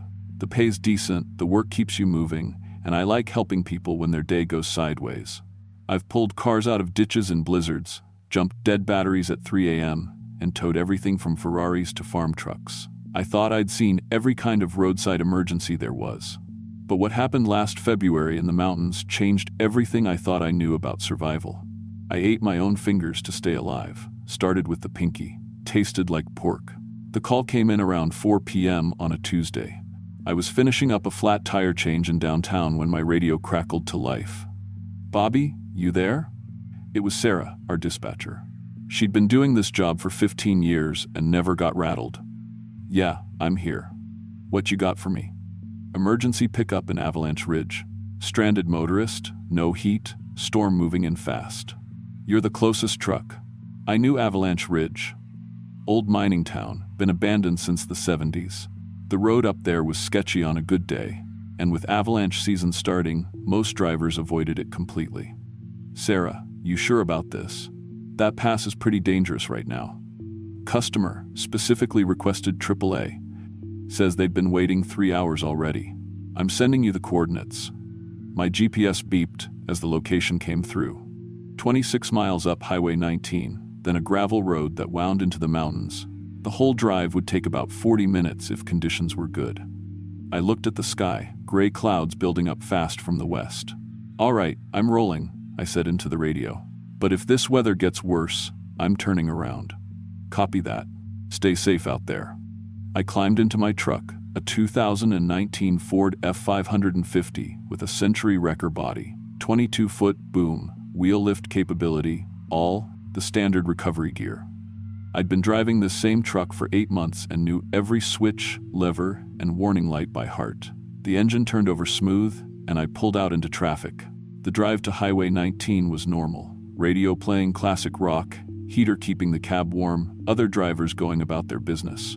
But as soon as I turned onto the mountain road, everything felt different. The trees got thicker, the road got narrower, and the temperature started dropping fast. My truck's external thermometer went from 38 degrees to 26 in the first 10 minutes. The gravel road to Avalanche Ridge was worse than I remembered. Deep ruts from spring runoff, loose rocks that pinged off my undercarriage, and switchbacks so tight I had to take them in first gear. My truck weighs about 15,000 pounds loaded, and I could feel it working hard just to maintain traction. About halfway up, I tried radioing Sarah for an update. "Dispatch, this is Bobby. Any word from the customer?" Static. I tried again, adjusting the squelch and checking my antenna connections. Nothing but white noise. "Must be the mountains," I said to myself. Radio dead zones were common up here. 20 minutes later, I rolled into what was left of Avalanche Ridge. The town had maybe 15 buildings still standing, an old bank, a general store, a few houses with collapsed roofs. Everything was covered in a layer of dirty snow and ice. The place felt completely dead, but no stranded car, no customer, nothing. I parked in what used to be the main street and stepped out of my truck. The cold hit me like a physical blow. Had to be close to zero with the wind chill. I walked around the entire town, checking behind buildings, looking for tire tracks, any sign that someone had been here recently. Nothing. I climbed back into my truck and grabbed my radio. "Dispatch, this is Bobby. I'm at the location, but there's no customer here. No vehicle, no tracks, nothing. Can you confirm the coordinates?" Static. I tried my cell phone. No signal, not even one bar. That's when I heard it. A sound like thunder, but deeper, longer. Coming from uphill. I looked up through my windshield and saw the mountainside moving. A wall of white, hundreds of feet wide, sliding down toward the town like a slow-motion tsunami. Avalanche. I gunned the engine and tried to back out of town, but the avalanche was faster than it looked. The wall of snow hit the buildings at the edge of town first, crushing them like cardboard boxes. I had maybe 10 seconds before it reached me. I abandoned the truck and ran for the old bank building. It was brick, 2 stories. Looked like the most solid structure still standing. I made it through the front door just as the avalanche hit. The sound was incredible, like being inside a freight train while it derailed. The building shook, windows exploded, and then everything went dark. The snow had buried us completely. I was trapped in total darkness. My flashlight was back in the truck, along with my emergency kit, my food, my water, everything. All I had were the clothes on my back, and whatever was in this building. I felt around in the dark until I found what felt like an old desk. In the drawers, I found a cigarette lighter that still worked, and some papers I could use for kindling. The tiny flame showed me I was in maybe a 12 by 15-foot room. There was a doorway that led deeper into the building, but when I checked, the snow had pushed through the back windows and filled the entire rear section. The front door was packed solid with snow. The windows too. Even the spaces around the doorframe were sealed tight. I tried digging with my hands, but the snow was compressed hard as concrete. I was sealed in. The lighter was getting hot, burning my thumb, so I let it go out, back to total darkness. I sat on the floor and tried to think. Someone would notice I was missing when I didn't check in. Sarah would send another driver to look for me. The avalanche would make the news. Search and rescue teams would come. All I had to do was wait. By the next morning, I was getting hungry. I'd found some old papers and wood scraps to burn for heat, but the smoke was making the air thick and hard to breathe. I realized the building was sealed so tight that I was using up the oxygen. I started breathing slower, moving less, trying to conserve air. That afternoon, the hunger got serious. I searched every inch of the building and found nothing edible, not even bugs or mice. I tried eating the paper, but it just made me sick. On day 2, I started looking at my leather work gloves differently. Leather is cowhide. Cowhide is meat, technically. I tried chewing on the fingers of one glove, but it was too tough and tasted like chemicals. That night, I was so hungry I couldn't sleep. I kept thinking about food. Burgers, pizza, anything. My stomach felt like it was eating itself. That's when I looked at my own hands. I'd heard stories about people in survival situations doing desperate things, plane crashes in the mountains, shipwrecks, people eating things they never thought they could eat. I held my left hand up in the lighter flame and looked at my pinky finger. It was already getting frostbitten from the cold, black around the tip, probably going to get infected anyway. I put the lighter down and bit into the fingertip. The pain was incredible. But underneath the pain was something else. The taste of salt and meat and blood. I was so hungry that even the pain felt good because it meant I was getting food. I bit down harder and tore off a small piece of flesh. It was tough and weird tasting, but it was protein. It was food. I swallowed it and immediately felt a little better. The hunger backed off just a tiny bit. Over the next hour, I ate the entire tip of my pinky finger down to the first joint. I used my lighter to heat up my multi-tool and cauterize the wound so it wouldn't bleed too much. Day 3. I moved on to my ring finger. By then, it was getting easier. I told myself I was just doing what I had to do to survive. Animals in the wild gnaw off their own legs to escape traps. This wasn't different. But somewhere around day 4, I started enjoying it. Not just the relief from hunger, but the taste, the texture, the warm feeling in my stomach afterward. I began talking to my radio like Sarah was still there. Yeah, I'm getting some food now. Found some meat in here. It's not too bad. Tastes kind of like pork. I started planning which fingers to eat next, which would give me the most meat, how to make it last longer. Day 5. I moved on to my toes.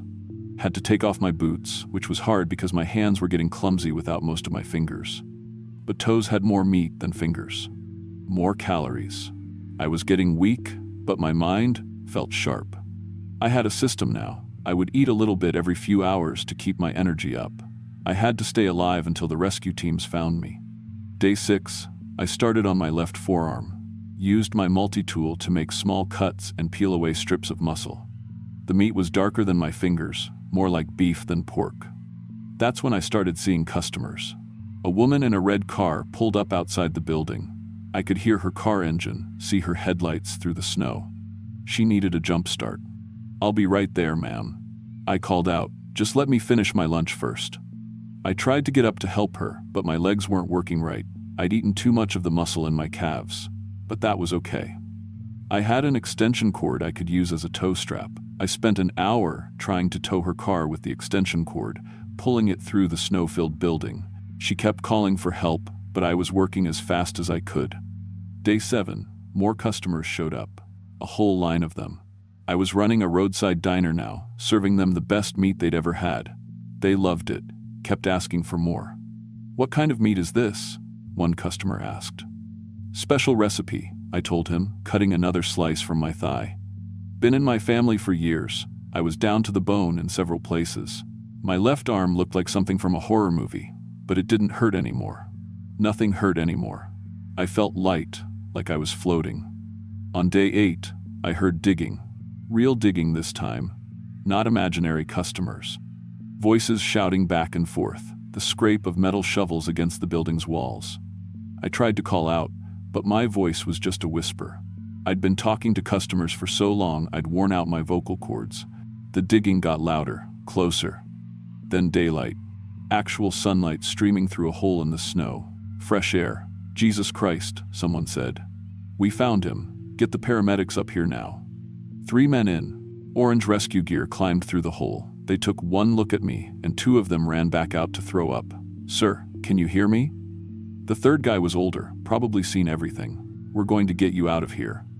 I tried to tell him about the customers, about how I'd been serving them good food, but he wasn't listening. He was talking into his radio about traumatic amputations and psychological evaluation. They wrapped me in blankets and carried me out on a stretcher. The sunlight was so bright it felt like needles in my eyes.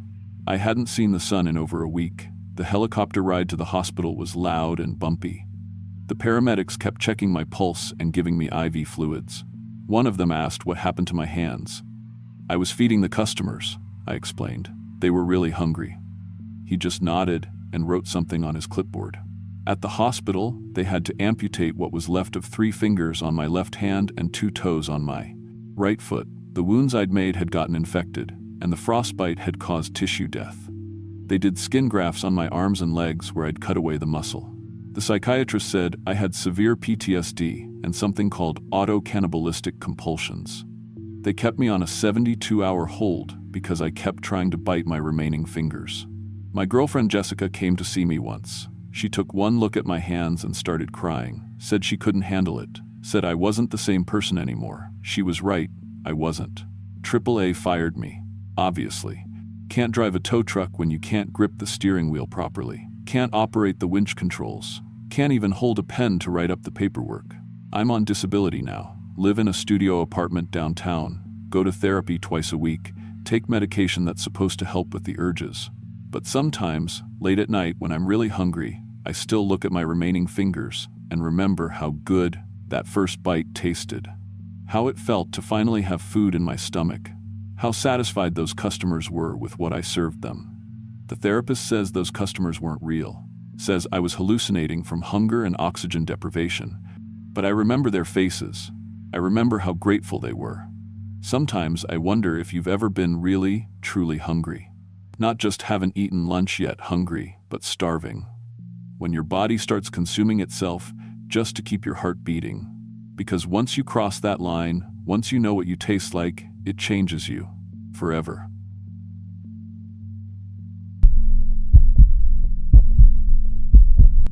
My name is Chris Walker, and I've been working construction for 12 years.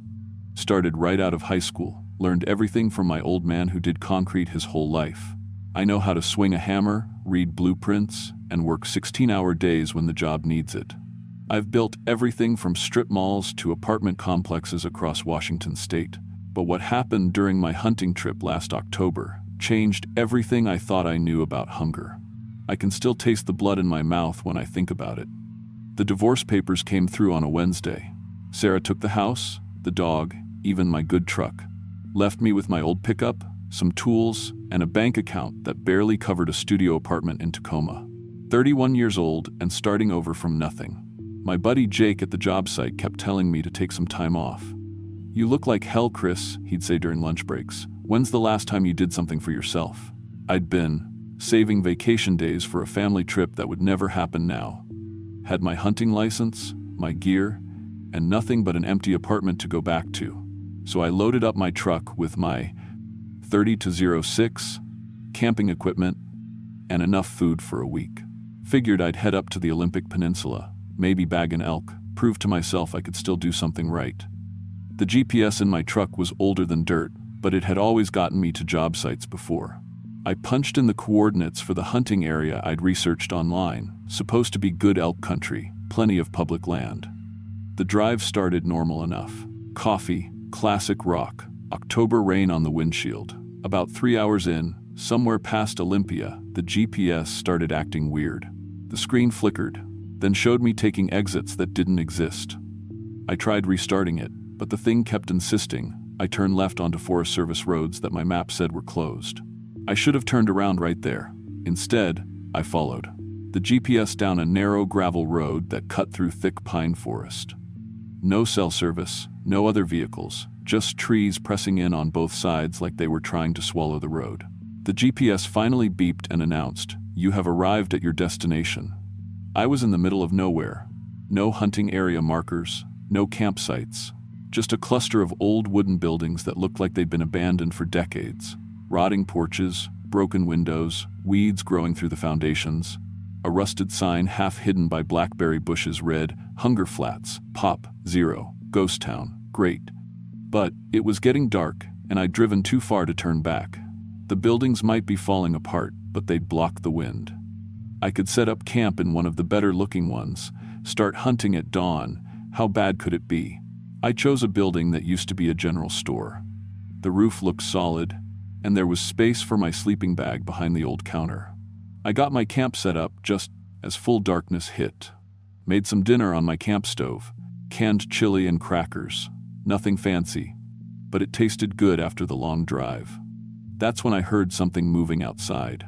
Not like a person walking, more like something big trying to be quiet but not quite managing it. Branches snapping under heavy weight.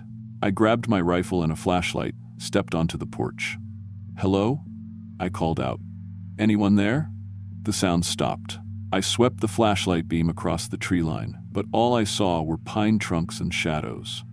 Probably just an elk or deer checking out my campfire. That's what I told myself anyway. I woke up before dawn, packed my gear, and headed into the forest. The trees here were old growth, massive pines that blocked out most of the sky, perfect elk habitat.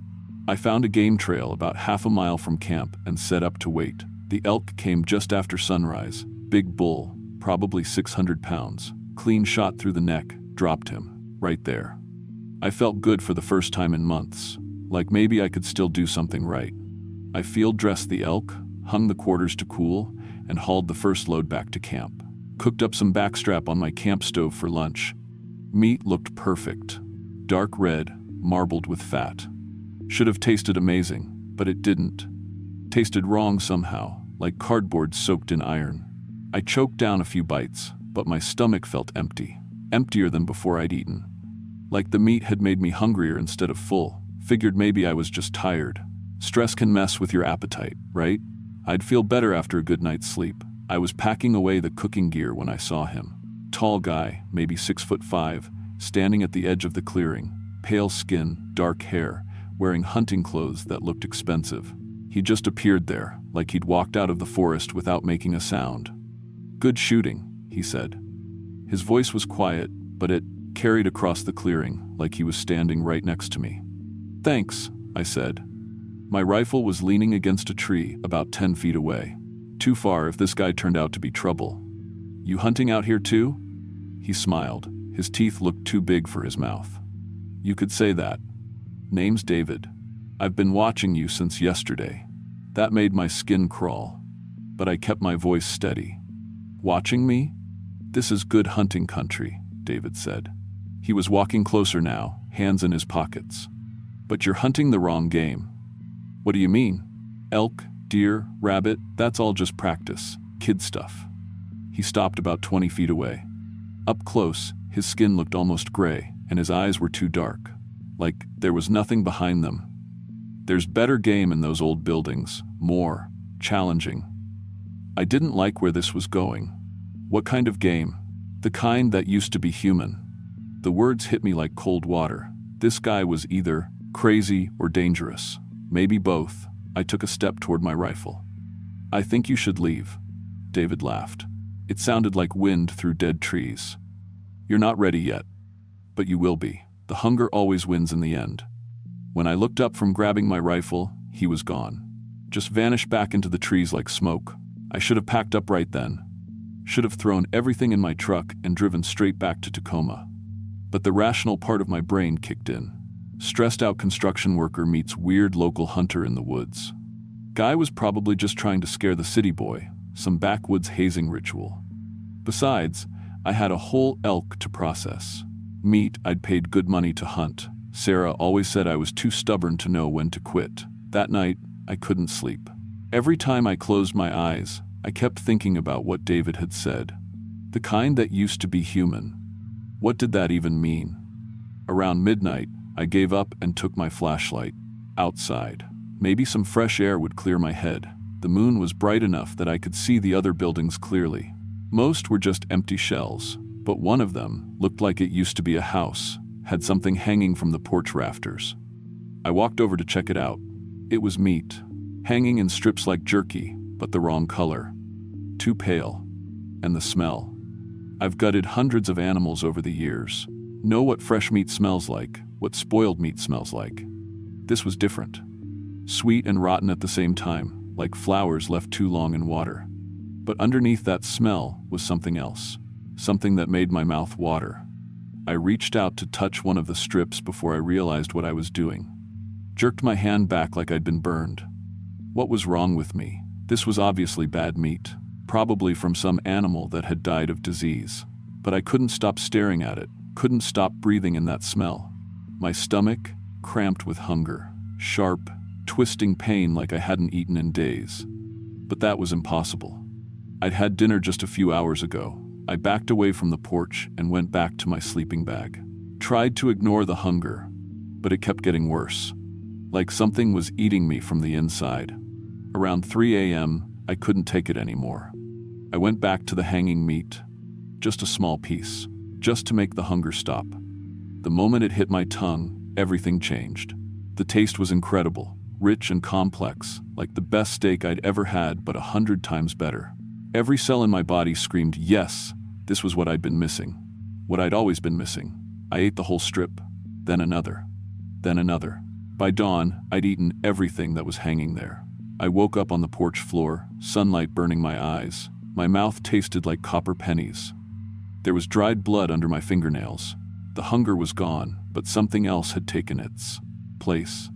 I felt different, stronger. My senses were sharper. I could hear every bird in the forest, smell individual trees, see details in the shadows that should have been invisible.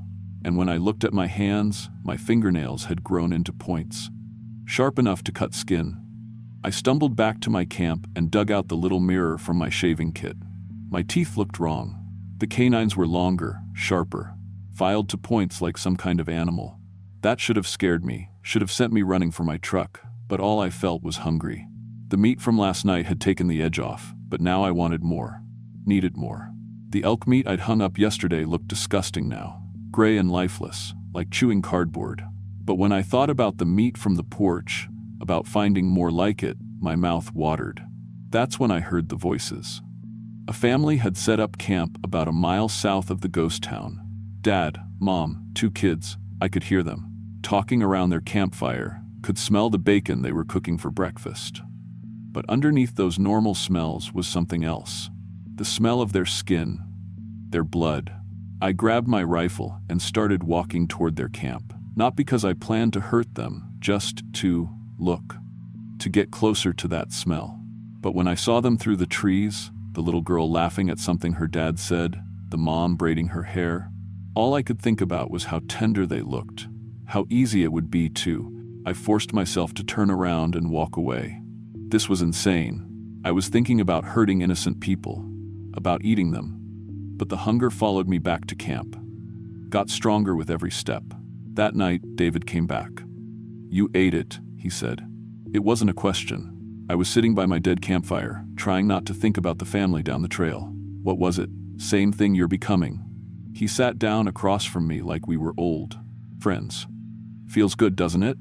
Being strong, being able to smell everything, hear everything.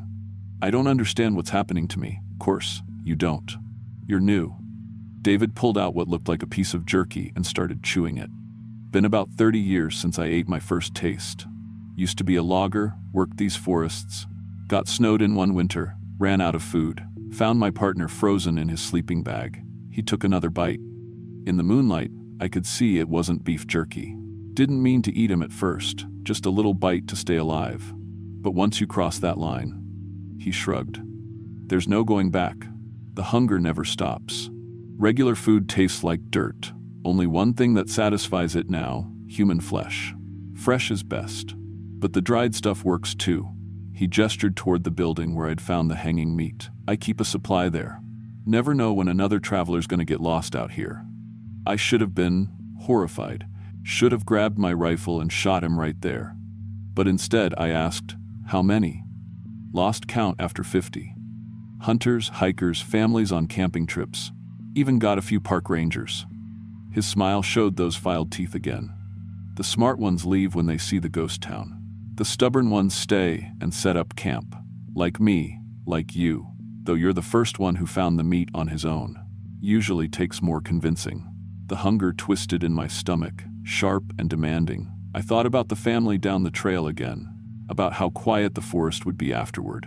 There's 3 rules, David said. First, never eat where people can find the bones. Second, always save some for drying. You never know when prey might be scarce. Third, share with the pack. Pack? You think we're the only ones? This whole forest is our territory. 6 of us now, maybe 7 with you. We look out for each other, share the hunting grounds. He stood up, brushing dirt off his pants. Family down the trail's been there 2 days. Kids are getting restless. Parents are gonna pack up tomorrow morning. You've been watching them. Course I have, but they're yours if you want them. First kill's special. Sets the tone for everything that comes after. He started walking away, then stopped. Word of advice? Take the kids first. Parents get dangerous when their young are threatened, but kids trust grown-ups. Then he was gone again, melted back into the darkness. I sat by my cold fire for hours, thinking about what he'd said. About choices I'd made and couldn't take back. About the taste of human flesh and how much I wanted more. About the little girl with braided hair who'd be easy to catch if she wandered away from camp. I didn't sleep that night. Just sat there listening to the forest, smelling the air, feeling my teeth with my tongue. They were sharper than before, strong enough to tear meat from bone. When dawn came, I packed up my camp. But instead of heading home, I walked toward the family's campsite. The dad was loading gear into their SUV while the mom made breakfast. The kids, boy about 8, girl maybe 6, were playing with sticks by the fire. They looked up when I walked into their clearing. Morning, the dad said. He had kind eyes, calloused hands like mine, probably worked with his hands for a living too. You camping nearby? Yeah, just up the trail, I said. My voice sounded normal.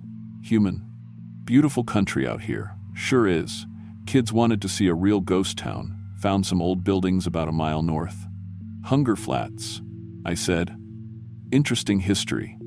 The little girl ran up to me, curious like kids always are.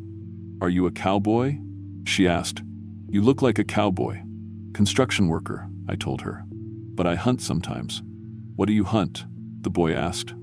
I looked down at them. Sweet faces, bright eyes, trust in every expression. They smelled like soap and toothpaste and that particular smell of healthy young animals. Whatever I can find, I said. The hunger was so strong now I could barely think. All I had to do was grab one of them. The parents were distracted, loading the car. By the time they realized what was happening, it would be too late. My hands started reaching for the girl. Then I caught sight of myself in the SUV's window. Yellow eyes, teeth like broken glass, skin gone pale and tight across my skull. What was I becoming? I jerked my hands back. Have a safe trip, I mumbled, and got out of there fast. But I didn't go far. Just back into the trees where I could watch, where I could wait. An hour later, the family packed up and drove away. I followed them to the main road, running through the forest faster than any human should be able to move. Watched their taillights disappear around a curve. They were safe. For now. But I was still hungry. That was 3 weeks ago. I never made it back to Tacoma. Never went back to my job, my apartment, my old life. What would be the point? I live in Hunger Flats now, in the old general store where this all started. David was right about the pack. There are 7 of us total. We hunt together, share our kills, teach the new ones how to survive, how to set traps for hikers, how to disable car engines so people can't escape, how to make the screaming stop quickly so other campers don't hear. The hunger never goes away, never gets easier. Every day I need more, and every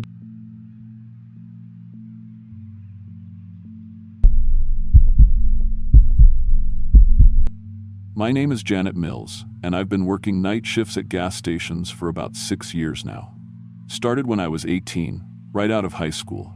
Most people think it's just sitting around, but you deal with a lot: drunk drivers, people trying to steal, weird customers at 3 a.m. I thought I'd seen everything until I got the job at the Shell station near Black Mold Crossing. That place taught me there are worse things than drunk people and thieves, much worse things. It's wearing someone else's face tonight. I hope it's not someone I knew. The Shell station sits about 15 miles outside of Fairbanks, Alaska. It's one of those old-style stations with just 2 pumps and a tiny store inside. The kind of place that should have been torn down years ago, but it's the only gas for 30 miles in any direction. I took the job because the paper mill closed down and nobody was hiring. Graveyard shift paid an extra $2 an hour, and I needed every penny. The building is basically one big room with rows of snacks, a coffee machine that breaks down every week, and a register that takes forever to process cards. There's a tiny office in the back where I do paperwork, and a bathroom that barely fits one person. 2 big windows face the pumps, and another smaller one looks out toward the woods behind the station. That back window, I wish they'd just boarded it up. My first week was normal enough. Truckers stopping for coffee, hunters buying supplies, the occasional tourist who took a wrong turn. The job was boring but easy. Clock in at 11 p.m., help customers, stock shelves, clean, clock out at 7 a.m. The only weird thing was how quiet it got after 2 a.m. No cars, no people, just the hum of the freezers and the wind outside. That's when I met Tommy Crowfeather. He came in around 3 a.m. on my 8th day, an older native guy with gray hair and a long braid. He bought a pack of cigarettes and a coffee, but instead of leaving, he just stood there, looking at me. "You new here?" he asked. "About a week," I said. He nodded slowly. "You be careful, girl. This place." He looked around the store like he could see something I couldn't. "Bad things happen around here after dark." "What kind of bad things?" Tommy reached into his jacket and pulled out a small leather pouch. "My grandmother made these. You keep this with you, understand? Don't take it off." I looked at the pouch. It was tied with a leather cord, like a necklace. "I don't really believe in, doesn't matter what you believe," Tommy interrupted. "What matters is what's out there believes in you." He set the pouch on the counter and left without another word. I almost threw the thing away, but something made me put it on. It felt silly, but Tommy seemed really worried. I figured it couldn't hurt. 3 nights later, I saw it for the first time. I was doing inventory around 4 a.m. when something moved past the back window, something big. I looked up and saw what I thought was a dog walking on its back legs. My brain tried to make sense of it. Maybe it was a bear? But bears don't walk like that, all smooth and purposeful. And they definitely don't have arms that hang down to their knees. When I looked directly at the window, whatever it was stopped moving. Just stood there in the shadows between the trees. I couldn't see details, just a dark shape that was too tall to be a dog and the wrong shape to be a person. We stared at each other for maybe 10 seconds. Then it stepped back into the woods and disappeared. I told myself it was a bear, had to be a bear. The next morning, I mentioned it to Dave, the day shift guy. He just laughed. Probably was a bear. They come around sometimes looking for garbage. But something in his eyes said he didn't believe it either. Over the next few days, I noticed other weird things. The birds that usually gathered around the dumpster behind the station were gone. All of them. The stray dog that sometimes hung around looking for food scraps stopped showing up. Even the mice that used to get into the snack display vanished. It was like the animals knew something I didn't. Then the radio report started. Search continues for 3 hikers who disappeared in the Black Mold Crossing area, the DJ announced during my second week. Jennifer Walsh, Mike Torres, and David Kim were last seen at a local gas station before heading into the wilderness. I remembered them. They'd come in around midnight, bought trail mix and water bottles. Nice people, seemed to know what they were doing. The thought of them lost out there made my stomach hurt. 2 days later, I found the skin. I was taking out the trash when I saw it hanging from a pine tree about 20 feet behind the station. At first, I thought it was a plastic bag caught in the branches, but when I got closer, I could see what it really was. Human skin, fresh, still wet in places, hanging there, like someone had taken off a jacket and tossed it aside. I threw up right there in the parking lot. I called the police, but they said they'd send someone out in the morning. Probably just some animal hide, the dispatcher said. Hunters leave stuff like that around sometimes. But I knew what I'd seen. That wasn't from any animal. When I went back to check on it an hour later, the skin was gone. That's when Mr. Peterson showed up. I'd seen Peterson dozens of times. He was a regular, came in every Tuesday around 5 a.m. for coffee and cigarettes before work. Quiet guy, always polite, always exact change. I knew his routine by heart. But something was wrong this time.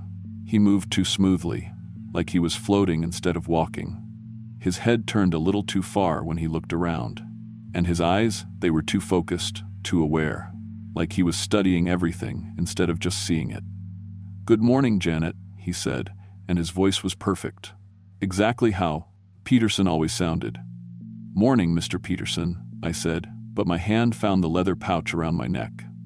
He bought his usual coffee and cigarettes, but he handled the money wrong. Peterson always counted out exact change, but this time he just handed me a 20 and waited for change like he didn't know what he usually did. "How's your daughter doing?" he asked while I worked the register. "Still in college?" That stopped me cold. Peterson had never mentioned knowing I had a daughter, and I'd never told him about Sarah. "She's fine?" I said carefully. Good, good. Smart girl from what I hear. Studies hard. Stays up late in that little apartment near campus." My hands started shaking. I'd never told anyone at work about Sarah's apartment. Hell, I'd never told anyone in Alaska about Sarah at all. "Here's your change," I said, holding out the bills. When Peterson reached for the money, his fingers were wrong, too long, with extra joints. And when he smiled, I could see that his teeth didn't fit right in his mouth. "Thank you, Janet. See you next week." He walked out, but I watched him through the window. Instead of getting in his truck like always, Peterson walked around the side of the building toward the woods. Just walked into the trees and disappeared. The real Peterson came in the next Tuesday at his usual time. He looked tired and confused. "Janet, did I come in here last week?" he asked. "My wife says I did, but I don't remember it at all." I didn't know what to tell him. That night, the phone calls started. The station phone rang around 2 a.m. When I answered, I heard my mother's voice. "Janet, honey, why don't you come outside? I'm waiting for you in the parking lot." My mother had been dead for 3 years. "Janet," the voice said again, "come outside, baby. Mama's here." I hung up and unplugged the phone. But then my cell phone started ringing. Same voice, same words. I turned that off too, but it kept ringing somehow, even with no power. I looked out the front windows. The parking lot was empty except for my car. But something was moving near the tree line, just out of sight. Something that wanted me to come outside. I stayed inside and turned up the radio as loud as it would go. Over the next few weeks, more people went missing. A family driving through, a state trooper, a couple of hunters. All last seen at my gas station, according to the reports. But I remembered serving them. They'd all seemed normal when they left. Or at least, I thought I remembered serving them. Tommy came back on a Thursday night, but he looked scared. "It's getting stronger," he said. "The charms aren't working as well anymore." "What is it?" I asked. "What's out there?" "My people have a word for it. Skinwalker. It wears the faces of the dead, pretends to be them, but this one's different. It's not just wearing faces. It's stealing them from living people. That's impossible." "Is it?" Tommy pointed toward the back window. "You've seen it. You know what it can do." He was right. I'd seen things that couldn't be real, but they were happening anyway. "It's building something," Tommy continued. "Collecting people.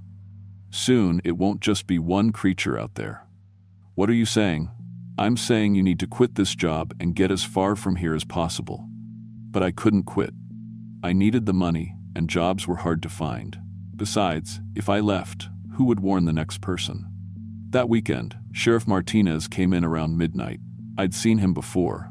Nice guy, professional. But like Peterson, something was off. He moved wrong, too fluid, like his bones weren't quite right. And when he talked, his words came out too perfectly, like he was reading from a script. "Janet, we've been getting reports about strange activity around here," he said. "People going missing? You seen anything unusual?" "No." "Sir," I lied. "That's good. You know, we found something interesting today. Want to see?" He held up a plastic evidence bag with a piece of skin inside. Human skin, with a tattoo I recognized. It belonged to Mike Torres, one of the missing hikers. "Funny thing about this," Sheriff Martinez said, "we found it in a cabin about 10 miles from here, along with a whole lot more." He was studying my face, watching my reaction. "The cabin was full of them," he continued. "Skins hanging like clothes in a closet. All organized and preserved. Like someone was building a collection." "That's horrible," I said, but I could hear my voice shaking. The really interesting part is that some of these people are still alive. We've got Jennifer Walsh sitting in a cell right now, but her skin was hanging in that cabin. Makes you wonder, if her skin was there, what's wearing her face now? That's when I realized Sheriff Martinez wasn't blinking at all, just staring at me with those two aware eyes. I should go, I said. Should you? Your shift doesn't end for 6 hours. I'm not feeling well. That's too bad. Because I was hoping you could help us with something. You see, we know there's someone in this area who's been interfering with our work. Someone who's been warned to stay away but keeps asking questions. He meant Tommy. I don't know what you're talking about. Don't you? Sheriff Martinez smiled, and his teeth were too sharp.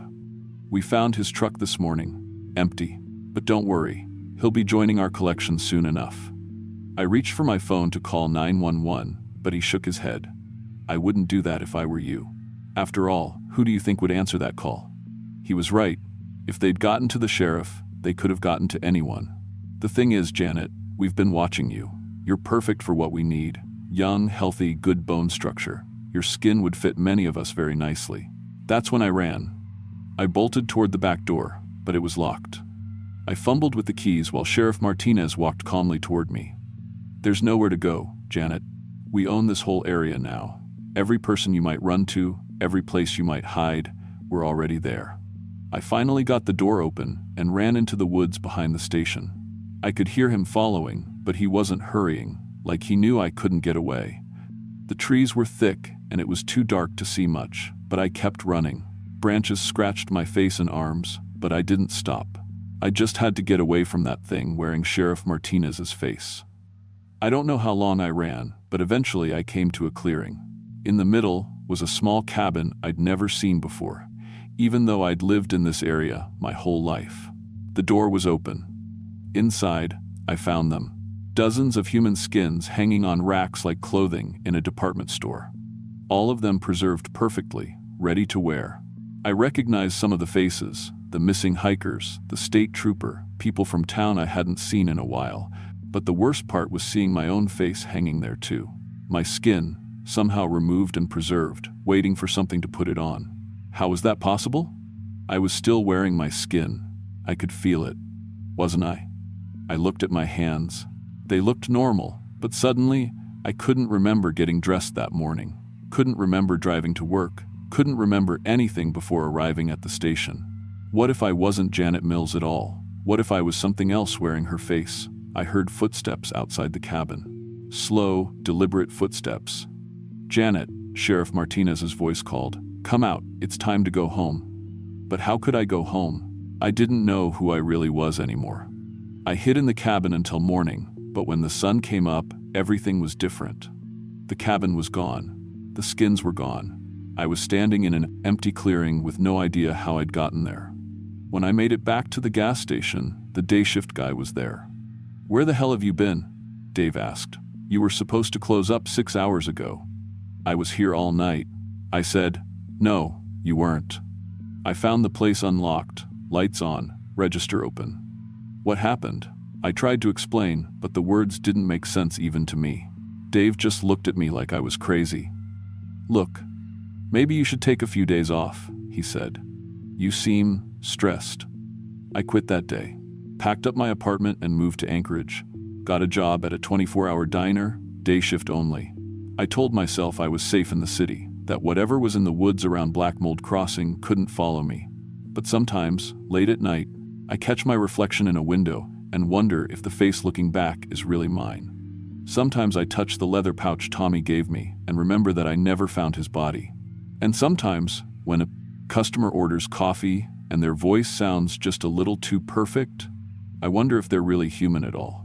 The thing about skinwalkers is that once they have your skin, they can become you whenever they want. They know everything you know, remember everything you remember. They can fool your closest friends, your family, even yourself. So when people ask me why I left Alaska so suddenly, I tell them I wanted a change of scenery. I don't tell them about the gas station, or the missing people, or the cabin full of faces, because how do you explain that the person telling you the story might not be the same person who lived through it? How do you know that I'm really Janet Mills, and not something else that learned to be her? You don't. And that should scare you more than anything else I've told you. Because if I'm not really me, then anyone you know could be wearing someone else's skin. Your neighbor, your coworker, your best friend, even the person you see in the mirror every morning. Sweet dreams.